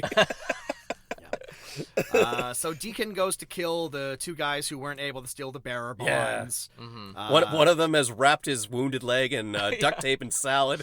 One guy's teeth are broken, and he's talking like this because they're broken. Yeah, and he's like, "Oh, don't worry, mates." He brings over like a case of beer, and he's like, "Oh, why don't you just run down to the chip shop and we'll watch the footy shop. together." Get some mushy peas. Yeah. Mushy peas. Curry fries. And then curry chips. And then he My bad. kills him because he's a fucking ruthless badass when his mom's not around. But this is how we Right. know we're watching a quirky movie because the scenes are cut together. We see Deacon shoot his two cronies in the head, lots of blood and everything, and it cuts immediately to Catherine drinking a wacky cocktail. Yeah, what was that? It's got an dude? umbrella. No, it's Kynan, a you're a pineapple. bartender. Could you identify? Could you make me one of those? Yeah, I would love to.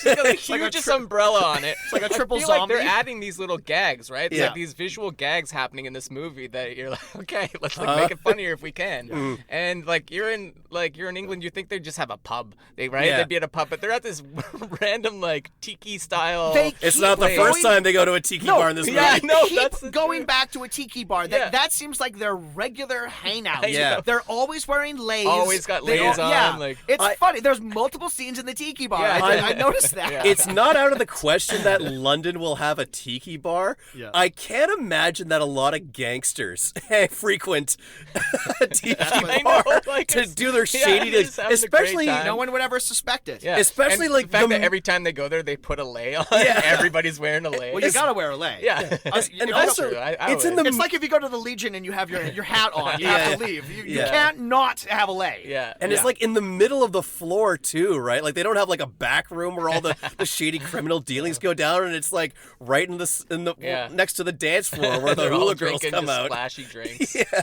There's a funny ad lib here from Phoebe Fox where she's talking to Sam Rockwell, and then as sort of like a cap to the scene, Yeah. he steals the big chunk of pineapple out of her glass, and she just goes, "Pineapple." Yeah. I don't know. Again, she's cute. I appreciate the part where, and they give her the counter offer, and the two fucking things I love about that is Ben Schwartz trying to act cool, toss the Yeah, peanut in tries his to mouth, throw does it. not go in. It's This is like going back to how often great, Sam Rockwell great eats physical in his comedy. scenes. But also they give her this counter offer, and she says like, just let me process it, and then she kind of just stares off into the horizon for half a second, and there's like, miss that. hello. Yeah. A lot of goofy stuff there. So they're casing the other gang. Yeah. Because they don't know what they're going to steal. They just know that they're going to steal something. They got to steal something from them. They've rented this big warehouse across the street from Deacon's bar. They recruited Tommy and that wheelman from the earlier heist. Yep. Yeah. Cornelius, who is referred to as Corny, Yeah.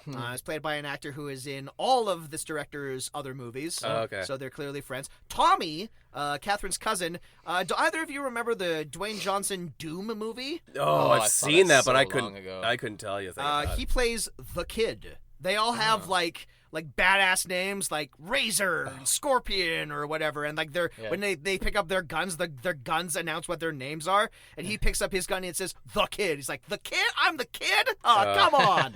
I thought you were gonna say, "Oh yeah, remember that Doom movie? Yeah, he was the kid in that." And I was like, "I don't even remember a kid in that movie." No, he's like an adult Okay. but he's like the youngster, and they Right. call him the Kid. Like the video game Doom, right? Tommy very clearly is in love with Eddie. Yeah. Yeah. This is a thing, and like I was very thankful that, like this British crime movie with like heirs of Guy Ritchie and Tarantino and whatnot, Yeah, this is handled this Tarantino. queer character fairly respectfully. Yeah. He's never really the butt of the joke. The only joke around him is that like he clearly has a crush on Sam Rockwell, and Rockwell is aware of it. Yeah, but He's got eyes for Catherine. Which adds got- to his yeah. loyalty to the group. You Yeah, know? but he's very respectful of Tommy, and he doesn't go anywhere. No one ever says anything like nasty about Tommy. It's like which is nice, for a certain aspect of British cinema.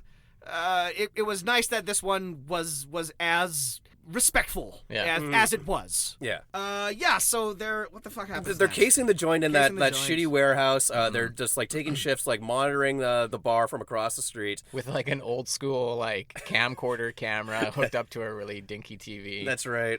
They're constantly Schwartz, monitoring a Schwartz buys his own toilet bedroom. paper and loudly lets everyone know that no one else is to use it. Listen up! This is my high-end moisturized toilet paper. Nobody fucking uses it. Do you understand?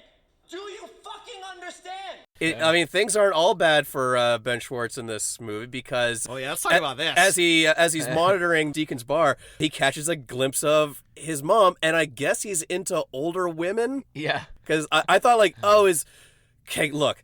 In a movie where it's a bunch of criminals like trying to pull off a heist, they all have to have like their certain specialities. You know, like one guy's the driver, one guy's the explosive guy, one guy's the tech guy. And I thought like, is Ben Schwartz meant to be like the face of the A-team, like the charmer guy who they send in to infiltrate? It's like, is that his job to like infiltrate the mom? What was that guy name? I don't like. He infiltrates her. Maverick. No, but yeah, like he sees the mom and he says, you know what, I'm gonna. Unrelated to this plot, because we got to find something to steal from these guys. I'm going to steal her heart, and It really feels like Schwartz is going over to the bar because he's not telling Rockwell that he's doing it. Mm-hmm. It does feel like it starts off that he's doing this for reconnaissance. But then he goes over twice. The second time he goes over, he fucks the mom. Like we see Ben Schwartz's butt cheeks. That is what happens. Did he want to have sex with the mom? Because when he comes back, he kind of has this look on his face like you'll never believe what I had to do. A little bit of shame. But like we don't actually see him looking for anything. Like there's a point where he's all like, oh yeah, we're gonna fuck you, I'm gonna do this and this, and again he's funny Ben Schwartz or whatever. But there's a moment where he like says he's like going to the bathroom. He gets away from the mom, but we never see him do any reconnaissance. Like he's not. Oh god. He literally was just going over there to flirt with her because he'd seen her too many times on the camera. Yeah, and he's like, oh, like tall blonde woman. And he doesn't care how old she is. Even as Deacon's mom, maybe he was just like, this will be funny if I stick it to the Deacon. Here's guy. the a other- leathery woman in her mid-60s. Ooh, Well, And then- here's like the really gross part. Here's maybe like the grossest this movie gets is that you look at Deacon and you look at his mom. They look very similar in age. Like she's not. Oh, yeah. She's not like visibly like a woman in like her. I'd say like she's She- in like her late Long in the 50s. tooth. she does mention that she got pregnant at a young age. She got pregnant at 13 and a half. Yeah. That's the grossest I missed thing that that maybe part. happens in this movie. But it's not like, okay, well, that makes sense because you clearly cast two actors who are roughly the same age to play mother and son. I didn't need an in-universe explanation as to why they're so similar in age. I could have just maybe like assumed that. That's pretty nasty. So like she's not like an old. You don't need to spell things out sometimes. No, like, You know, she's a handsome, mature lady. bit of a floozy, but A little bit, yeah. She like does like weird art with like she calls it the genital fruits, and Schwartz has a very funny line that genital fruits. That's what you call them. Oh, yeah. Genital fruits. Yeah, very funny. But yeah, I truly have. I'm very confused by this subplot. I don't know. Yeah. Other than whether or not Schwartz wanted to have sex with the mom, or if he did it because he felt like he needed to for other reasons. But if there were alternate reasons, the movie didn't do a good enough job of telling us what those were. No, but he did come in prepared because he asked to bring a gun with him, and he has the gun, and then before he's about to hump the mom, he's like, I'm just going to go in the bathroom, and he hides it under the sink. why did he need to bring the gun in the first In place? case they recognize him, maybe, or he But gets caught. no Just one said there for protection. But Yeah. nobody would recognize him. The two goons that they killed in the haven't seen them restaurant, yet. like they're dead. Deacon didn't see their faces. No. So there was really no reason for him to bring the gun. The only reason they brought a gun was because later on in the movie, he needs to have the gun to save Sam Rockwell. It's almost like this plot doesn't totally make sense. It Or doesn't add always. Yeah, it's almost as if it's really fucking contrived. So they're doing this reconnaissance, and Rockwell is talking to Catherine the next day, saying that I was listening to them, but I cannot parse out this British slang. I could try it out, and it sounds like this muddled gibberish, you know. They kept saying dog and bone and throw up Gregory? Gregory Peck. So throw a bit on my Gregory Peck. Neck. Rhyming. Cockney rhyming slang. Slang. It's rhymes. Dog and bone. Phone. Cool. Dog and bone. Gregory Peck. Nick. Hey, mate. Hey, mate. Oi, mate. Oi. Innit. Gregory Peck. Nick. Innit. Pretty good, huh? It goes on a little too long for my taste. that She was goes, good. well, just imagine yourself eating a sandwich while you're talking. Yep. That will come back to be important later, folks. But she said, okay, well, if the English dialect is too strong for you, like, I'll just get my uncle and some of his old wartime buddies to eavesdrop on him. Yeah, this gets weird. This was one of my favorites. I mean, I love this scene. This was a very funny scene. Let's add yeah. more quirky characters. We get these 3 or 4 stuffy Old uncles. old Four uncle of them. British gentlemen Yeah. who then relay the conversation that Deacon and the lads had the night before, and it's just these At the tiki bar. At the tiki bar. it's just these effete British intellectuals saying like the filthiest Cockney slang you've ever heard. On seeing a young lady, degrading comments are made. Mickey, I'd finger her with all 5. Laughter ensues. George, look at the tits on it. I'd bang that whore till it dropped off. Milroy Primus, I never go down on bad pussy. And one of them is played by a venerable stage actor, Simon. I almost said Simon Cowell. That's not his right name. But it's close, isn't it? It's Simon Callow. Yeah. Not Cowell, Simon Callow, who originated the role of Amadeus in Amadeus, and is like one of like the top Shakespearean actors. He's also in like a bunch of like very random American blockbusters. He's the villain. He looks familiar. He's the villain in Ace Ventura: When Nature Calls. Okay. Yeah. He's the guy in Street Fighter that tells Jean-Claude Van Damme to go home because the war is over. Yeah, he's the guy who inspires Van Damme to be like, I'm gonna go up the river. Yeah. Yeah, it's so funny because like I did recognize that guy and I was like, where do I know this guy from? And then I was like scrolling his IMDb list and I scrolled all the way from the top and I got to like the bottom. I was like, no. There he is. No. Street Fighter. That's it. How do I That's the remember one. him from? And he's not even playing one of the main characters in Street Fighter. He's just like the UN guy. Yeah. But then he mentions that, oh yes, they are talking about apprehending the blue iguana. Does that mean anything to you? They said the title of the movie. Yeah. And the camera Close like up has on- the camera has this slow zoom in on Catherine who knows exactly what it is. And she lays out what it is, and the whole backstory for it was this wealthy English businessman wanted to marry a princess from a foreign country. And he gifted her this blue iguana, but she wasn't ready for marriage, and that she went on and partied her life away until like she became a little bit more mature and wanted to remarry. Here's what I thought was going to happen. I thought it was going to be revealed that she was either the princess or a descendant of the princess. That's one twist too many. Well, I mean, Oh, Catherine? yeah, she had this one runner with Sam Rockwell where his pet name for her was Princess, and she always said, don't that's call me right. don't call me Princess. And I'm like, I bet she doesn't want to be called Princess Missed because she's the opportunity. princess. Yeah. That's where I thought the movie was going to go. That feels like that's maybe left over from an earlier draft Yeah, where she was maybe. the princess, and then they took that out, but they Rewrites. kept that. And in then some. they realized, no, that's too hacky. And Jameson, you're Yeah.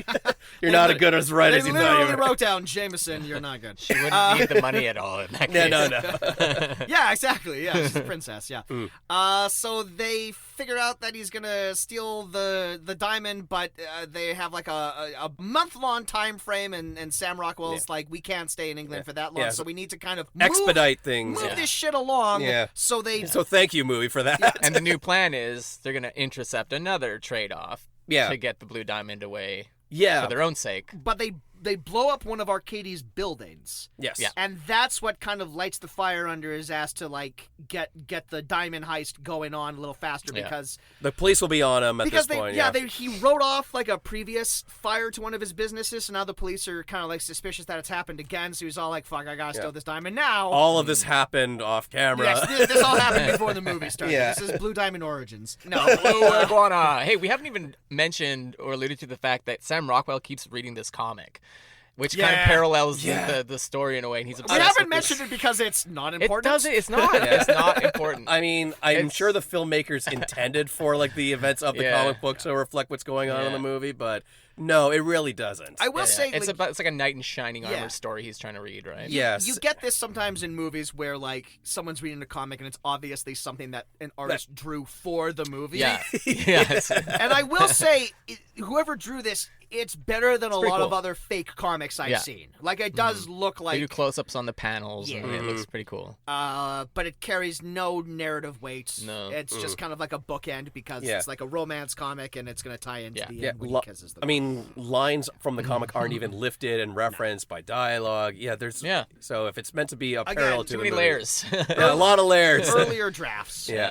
Probably set up in another draft.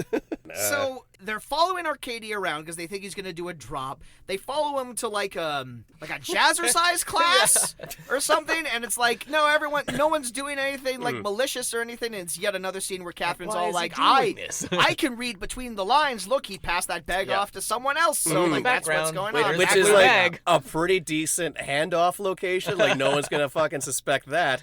And as they're like, the whole crew's trying to like rack their brains on what to do next. Like they lost sight of Deacon and his boys. Like, what did they find out? I lost him for half an hour, and it's like, well, that's fucking when they did the whole handoff, and it's like, oh shit, thanks movie for not filming that. That's clearly when the budget ran out. So they're out of time, and they realize that Deacon and his crew have the diamond, so like their window for snatching the diamond is basically non-existent now. Yeah. So whatever plan they had before has gone out the window.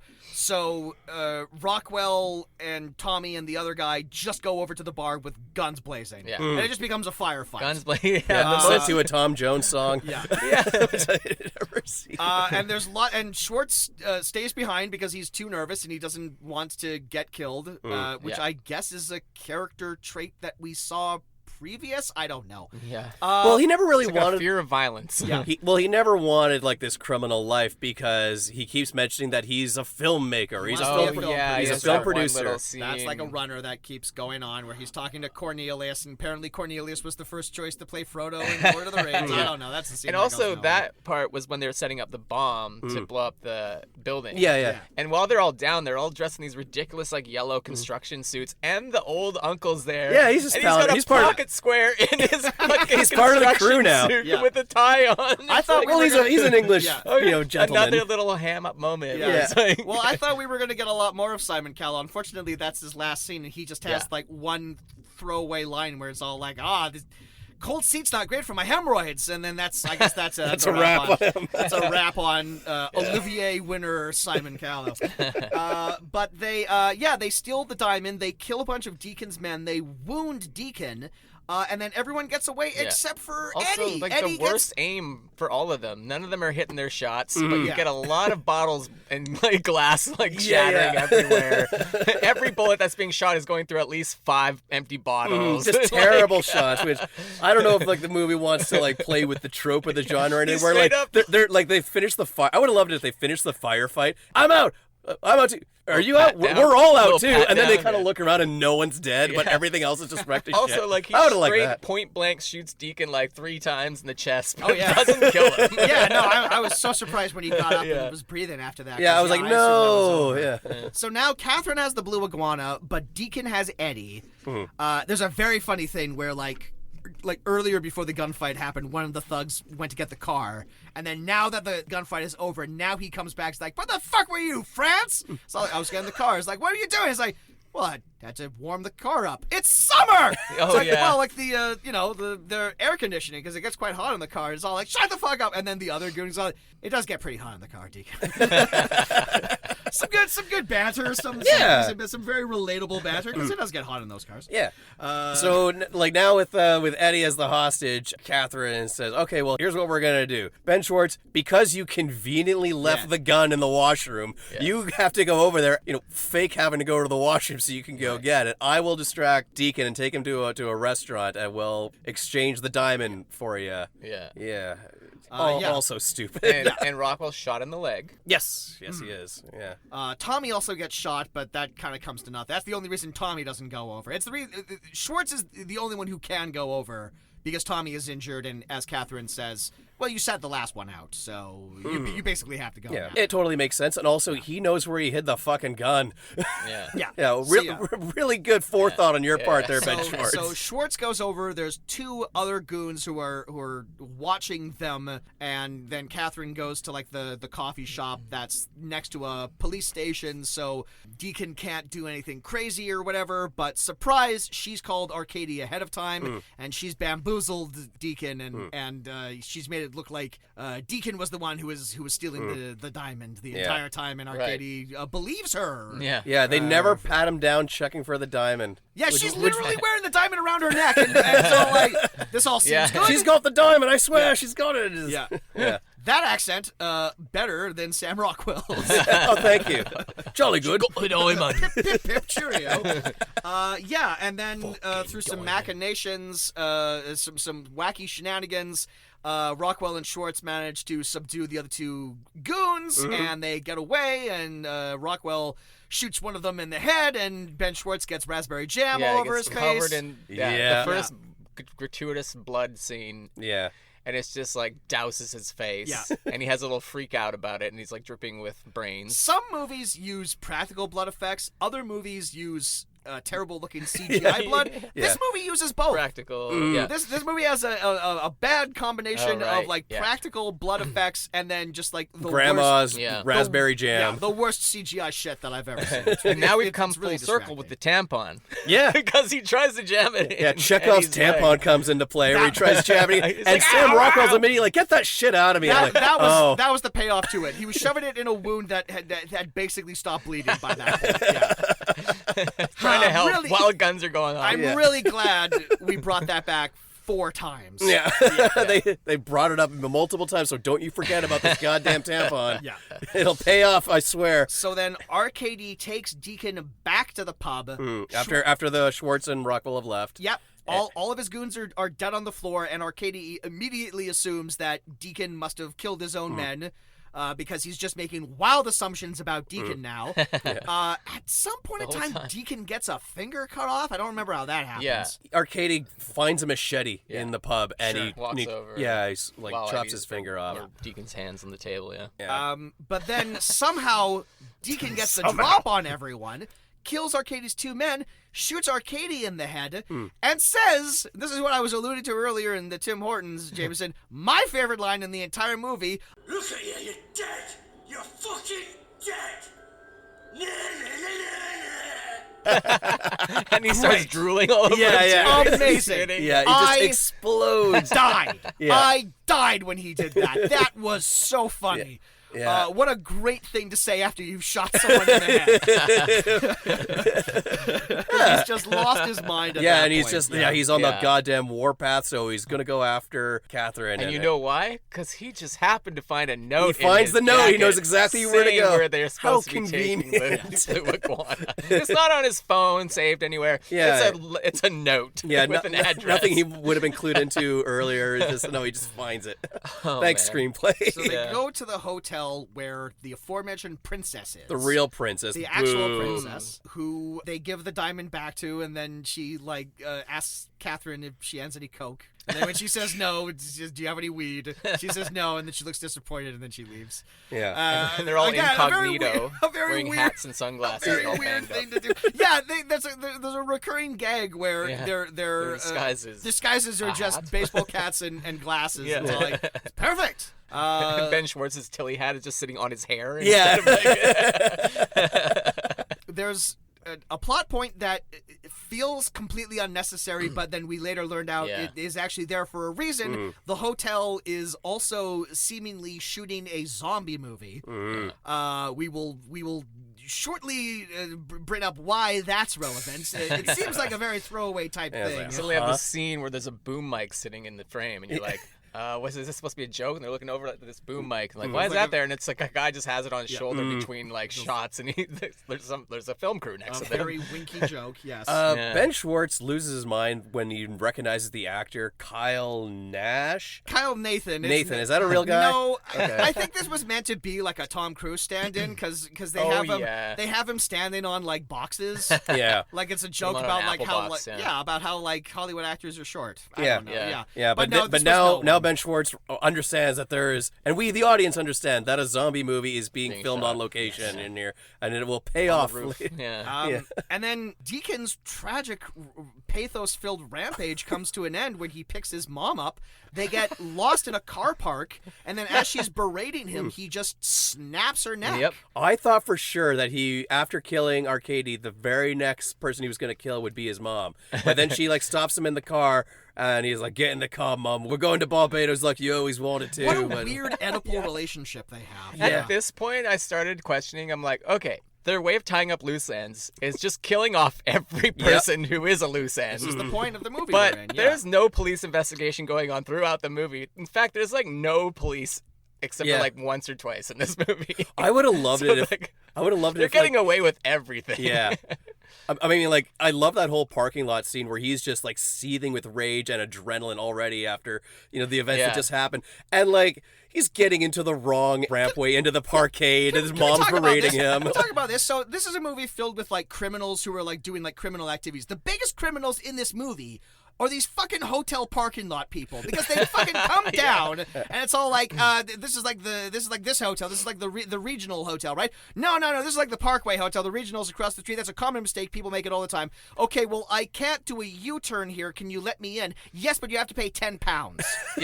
Yeah, and the car behind them's already honking. Honk, honk, honk. The guy literally says it doesn't signify it that they're doesn't in a matter rush. if you're only here for a second. You have to pay £10 again. It's like, that's the biggest fucking scam in this fucking movie. I'm right there with you, and dude. he even says, like, it's a common mistake. It happens all the time. It's like, yeah, of course it happens all the time, because you fucking set it up for this to happen all the time. It's shenanigans. Nice crush shenanigans. Absolutely. Yeah. Get my broom. I'm laughing more at our discussion of the film than I was during the film. and Deacon's like, as he's grabbing the ticket out of the machine, like he hurts his hand on it too, and he's just getting more and more pissed off. And I'm just like, man, Deacon, like, I want you to kill your mom at this point. I want you to kill the parking attendant. Snaps her neck. Though. Yeah. Puts sunglasses on her face. So Deacon finds them in the hotel. He takes them into a back room. There's like a 5-minute scene where he just he says all the things that he's gonna do to them. It's very very reminiscent of that. I'm gonna staple your nuts to your ears. Yeah. And this guy just goes, It reminded me a lot of I don't know how Deba cut this is for this room, but there's a skit on the first Wu-Tang Clan album that's just like, I'm gonna fucking like pour gasoline down your fucking throat and then fucking staple your asshole so you can't shit it out. I'm gonna fucking slice you, and they just go on like that for like 5 minutes. I'm all like, this is reminding me of because it's just like all the things. It's very funny. Like he points to like Cornelius and he says like, I'm gonna have him fuck Ben Schwartz with a fucking strap on. So it's all like, so where is it, like above his dick or like below his dick? He's got them all at gunpoint in the bathroom with the bag of money next to him as well. Yeah. And we forgot one of the he has like a weird. We did forget one thing. Yeah, we did forget one. Many things we Before probably they went up forgotten to the talk hotel about because room there's to lots meet of the princess. She checks out his butt again. She checks out Rockwell's butt again. As you do. And he's got like a couple wires sticking out of his pocket. She's like, "What is that? What is that? Don't bring that with you." He's like, "It's just a small bomb. Just a tiny bomb. It's a very small bomb. Yeah. Because you never know. Yeah. And at some point in time, Rockwell put the very small bomb in the bag of all the money that Deacon has stolen from them.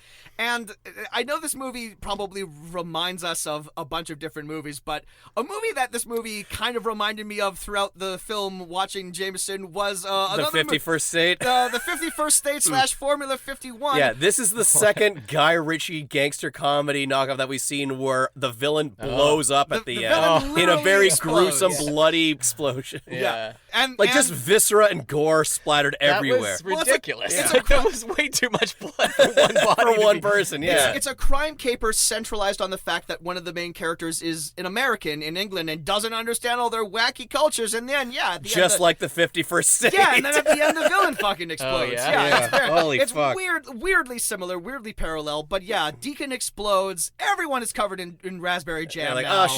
Blimey, we can't use the money now. No, it's okay. We got a cashier's check. So for £5 million. So most of the money got blown up and covered in blood, and I'm immediately thinking, oh wow, they're in a hotel covered in blood, and all the money is covered in blood. What are you gonna do with that? And she's like, oh, don't worry. No, don't worry. Happy ending. Yeah.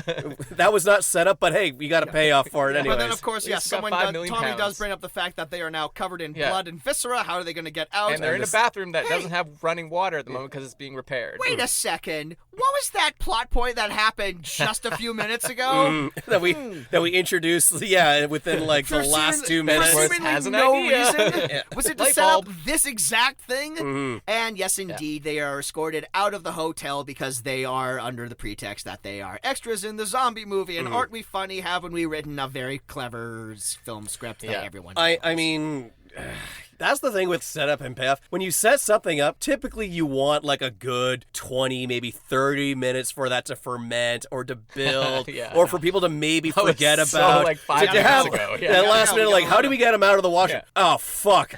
Fine. Flip like 2 pages back. There's a zombie movie being filmed there. And the only miniature setup was from way earlier when he's talking about how he wanted to be a filmmaker himself, and that's why he noticed the filmmaking happening in the well, they all did, but I thought at first when he was having that conversation when they were setting up the bombs in the building, I'm like, oh, is this their way of trying to make some character development for his character? Like, oh, he wanted to be a filmmaker all his life, and I was like, is there a point to that conversation right now? Like, kind of. Yeah. So eventually, a little bit. His eye for filmmaking saved the day in the end.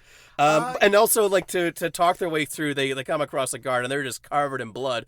Most of the guys are just nervous. They don't know what to say. Sam Rockwell knows exactly what to say. Oh, he's cool as a cucumber. Because as we established early, the best way to fake a Cockney accent is to act like you're eating a sandwich. So he takes a bite out of a sandwich and just says absolute gibberish. We're zombies, and we had to head off and go to craft room. But Tommy, we're zombies. Show him. Come on, send it to him. He's just going for a piss. We got fucking else. We got a nip back double sharp before the director gives us a toggle of short and Kylie's, I mean. Oh, right, sorry. Of course. Go right through, sir. I didn't even clock that, Jameson. That's very funny. Setup. Payoff. Hey, smart movie. But like the thing is, like, he doesn't even give Catherine a knowing look. That really would have slammed it home. But this movie's too smart for us. That's our problem. That's why Sam Rockwell did it. So they divvy up the money. Everyone goes their own way. Tommy goes in for a hug and then steals a little kissy kiss from Sam, and he says, "I'm flattered." And then he goes in for another one. He's all like, "Nah, it's too much." All right, fine. And then Tommy walks off. The one guy who was apparently an actor, the wheelman, he says his goodbyes, and then he turns skywards and says, "The road that has no turnings."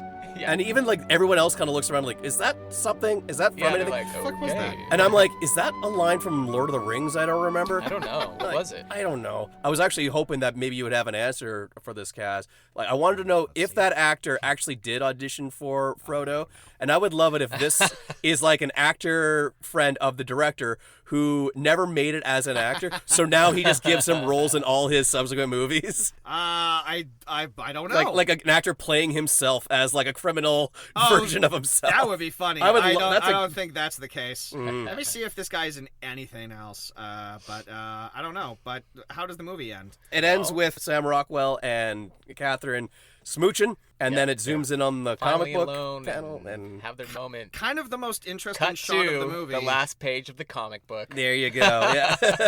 Where they live happy. We slayed the dragon in the background. Yeah. The end. Kind of the most interesting shot in the movie, where it like the camera, it's like a one-take shot. Where it like starts that dolly effect? Yeah. It like starts on like one side of the table with all the thing. It goes all the way around. It goes around Catherine and Eddie. And we never actually see like we get that they're about to like make out, but like just as their lips are about to touch, that's when the camera goes past them, and then it goes into like the viewing room where like the comic book is. Right. It's hard to describe it, but like the last shot of the movie is kind of the most artistic shot in the movie, and then it kind of like started off like this. Yeah, this guy, his name is Robin Hellier. Yeah, he really hasn't been in anything other than this director's other movies. So far so good. Yeah, back to my theory. This is this weird with Rockwell. This is this weird thing that happens sometimes where characters have like he's referred to as Cornelius or Corny in the movie, but for some reason the full character name given to him on IMDb is Cornelius Schleswig von Holstein. Wow. Didn't need to know that character had like that full fucking last name, but apparently that was written into the script. But yeah, super random. Anyway, that was Blue Iguana. Was there anything else we wanted to talk about? Anything we didn't mention? Let me just go over my notes here real quick. I think I mentioned pretty much everything I had on my mind. How did we feel about Rockwell's performance? Like I said earlier, I thought he was a little. Like I said, I think like he starts off very low energy, but then as the film goes on, he kind of gets a little loopier, a little crazier. Like when he's like tied to the pool table and like he's just like completely unflappable. Is all like He strikes me as like a character. Eddie strikes me as a character who like doesn't really care whether or not he lives or dies. And I think maybe like the point of this movie is like, the love of a good woman will light a fire in your heart or whatever. But I didn't really get that or whatever. But like he's likable. He's charming, likable. Sam Rockwell. Yeah. He's a pro. Yeah. Yeah. He's a pro in every sense of the world. He's a professional criminal and a professional actor. I don't know, Jameson? Nope, no other lingering All right, thoughts, well, this is the point of the podcast where we ask the question, Blue Iguana, does it have a certain something? Or did you find that it was a whole lot of nothing? Oh, you're asking me. I'm asking the room, but you are a guest, so. What was, rephrase that? Do you think this movie has something, or nah? It's something or nothing. Yeah. It's our fun way of asking if you recommend this movie, but we make it rhyme. I'm 50-50. Like, I found myself kind of like near the end of it not caring as much anymore. But yeah, I'd recommend watching it because if you're a completionist as well for like an actor's catalog, you come this far, right? Yeah, I'd recommend it. Cool, Jameson.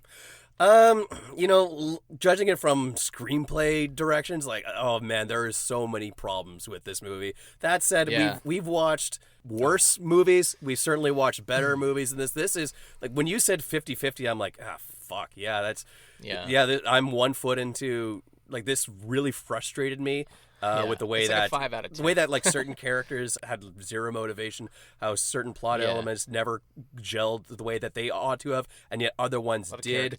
I don't think it was smart enough to be playing within tropes or subverting expectations. If the movie has a certain something, I would say it was entirely Deacon. I like that. Yeah. I like that character and where he went. That's a certain something. Yeah, definitely. Yeah. I'm gonna go a little bit. I'm gonna go a little bit more. I'm gonna take a little bit step into the deep end. I'm gonna go 60-40 here. I enjoyed this movie. I actually liked it. Good. I liked this movie a lot more than I thought it would. Yeah. I found out like 2 days before we started recording. I was under the assumption we were going to be watching a different movie talking about a different actor, and then Jameson said he would rather do this movie, Blue Iguana, with Sam Rockwell. So right before I started watching the movie, I'm like, I have like zero expectations for this. I have nothing invested in this. And by the end of it, I had a good time. I enjoyed watching it. I thought it was funny. I liked the actors. I liked the chemistry between the actors. It's pretty repetitive, it's pretty standard. It reminds you of like a ton of other movies, but in terms of the American in London crime caper where a villain may or may not explode, it's better. It's better than the other one that we saw. Yeah. So you know what? Fuck it. I give this one a watch. It's on Amazon Prime and Tubi. I did not feel like my time was wasted with this. I thought it was pretty good. That's all we can ask for. Yeah, that's all we can ask for. Kynan, thank you for being on the show, man. Yeah, thanks for taking the time. And, before we sign off, I just briefly want to ask you about your experience shooting that pilot for Blindside. Yeah. So from what I understand, and I was very thankful to be invited to the premiere that you guys had for it. One thing that you and Luke had both addressed was that you had to pick that up after like some initial filming, because that was all volunteer based crew, right? Yeah. It was neat because for Luke it was his first time being involved in anything film related, and so it was fun collaborating with that. Like we cast it nice, and turned out that like 2 of my castmates were also represented by my agent, and we had a nice chemistry right away. And then Luke, with some help of his friend Chad, produced it. Yeah, he was kind of going in blind, and then he was like, he had this 20-minute script, funny pilot, which stands alone as its own short film, which is right now we're putting it in some, we're trying to enter it in some festivals for shorts or like pilot related film festivals. But he envisions it as a pilot for a series based on these characters. And to follow up on your question though, like we had planned to shoot this in like 2 days, and we had like a really small crew at first, and then we had some other people kind of come and watch our rehearsals and gave us some advice, and we realized it was pretty ambitious for just shooting in 2 days, so we crammed. But it was also cool because we started like putting the feelers out to see if we could find a DP to help with that work, and we got somebody recommended through a friend of mine who I know did my headshots and stuff, and worked with him, got us this DP for like pretty much to volunteer to do it. Brought in a crew of like 8 people. So we have this awesome crew, and like it's just like it's really like working out, and like Luke is learning about like all this happening at the same time. Yeah, it was just like a really jammed 2 days of shooting over the weekend, which was kind of the nice thing. Is like it was a restrictive narrative where it's like we only had 2 locations. Like basically the main chunk of the short is in one location. So we got all that done, but then just realized we needed more coverage. So we did. And then finding the availability of everybody else to make it work again, like months down the line. And we had like a sound guy too, which was awesome. And like all these people were like really nice to just show up, and they were just having fun to work on this. And turned out like it just elevated the quality of the project as well. Yeah, so we did reshoots about a month, I'd say, maybe a month or 2 later, when we finally all had some extra time. And that was when it kind of like came together better in editing. And then we found like even more people to do our sound mixing, and then like John, the lead actor, John Bryant, who's a local musician, did the soundtrack, and just kind of like came together. I'd watched a lot of rough cuts when we were first kind of like smoothing it all out, and the final product I was pretty proud of. It was good. So what can you tell us about the pilot itself? Like, what's the elevator pitch? It's about a self-help author who despises the genre and thinks it's all a scam. So he writes his own self-help book on getting sober while he's totally drunk the whole time. It becomes like a published book, and then he kind of despises the whole scene of it, but then he's got these 2 people. I play his best friend / agent, and there's another character who actually is played by John's wife, Bree Whittle. And she's like the publishing she's like, we're both like his agents in a way, but then different. It's like I'm more of like that personal, like, you're the bad influence. I'm like E, on right? him From Entourage. Yeah. And then like she's like the more professional, keeping us in line, because we're kind of like loose cannons, like party guys, and right? she's trying to keep the ship afloat. So the short is about him getting asked to do a TED talk on the book, which is hugely popular in the genre, and he despises all of it. But at the same time, he wants this. He wants to be successful. We want him to be successful. And Well, it was. I mean, it was great seeing that all come together, and you guys did a great job on it. And you're quite good in it. It's always a fun character to play, like the irresponsible troublemaker party animal of the crew. And all your buddies and I at the premiere, we're all just like, for sure. Boy, what a stretch for Kynan, I bet. Oh, come on. But like on top of that, he does. The main character shows up just like to the TED talk, like. Super wasted, and we have to straighten him out, so that's kind of the joke of it. But, well, best of luck to you on the and you're shopping it around to different festivals right now, so it's not in a place where it can necessarily be viewed by not anyone. yet. We will put it like in a public like, but let us know in the future if it is up on YouTube or Vimeo or any of these places, and eventually we'll give you a shout out. We'll give you a shout out. We'll plug. We will include a link in the show notes where you can check it out. So if you're listening to this in the future, that has happened, it's called The Bright Side, great. And it should be coming out soon. And if there ever is a link, we will include it in the show notes, and you can check it out there. If you're listening to this right now, just wait. Patience. Time is a flat circle. I should be on TV soon, though. I've got a little movie coming out where I play the bad guy on a Lifetime Oh, hell yeah. Maybe. Oh, So that's probably my next thing you'll see. well, by all means, promote that. Yeah, it's going to be funny. What's that? Well, not funny per se. What's that but, like, movie? It's fun.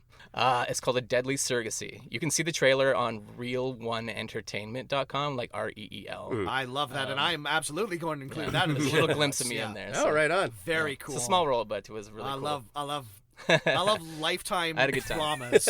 Yeah, I know. I love yeah, Lifetime it's cheesy dramas as hell, and but it's- thrillers. Like, there's always like the Hallmark like Christmas stuff and everything like that. But like, Lifetime is for trash. That's why you want to watch Lifetime. Except for the one you're in. Oh, but it's good trash. Yeah. It's fun. You can admit it was when you're fun, in yeah. trash. It's fun. It's fun.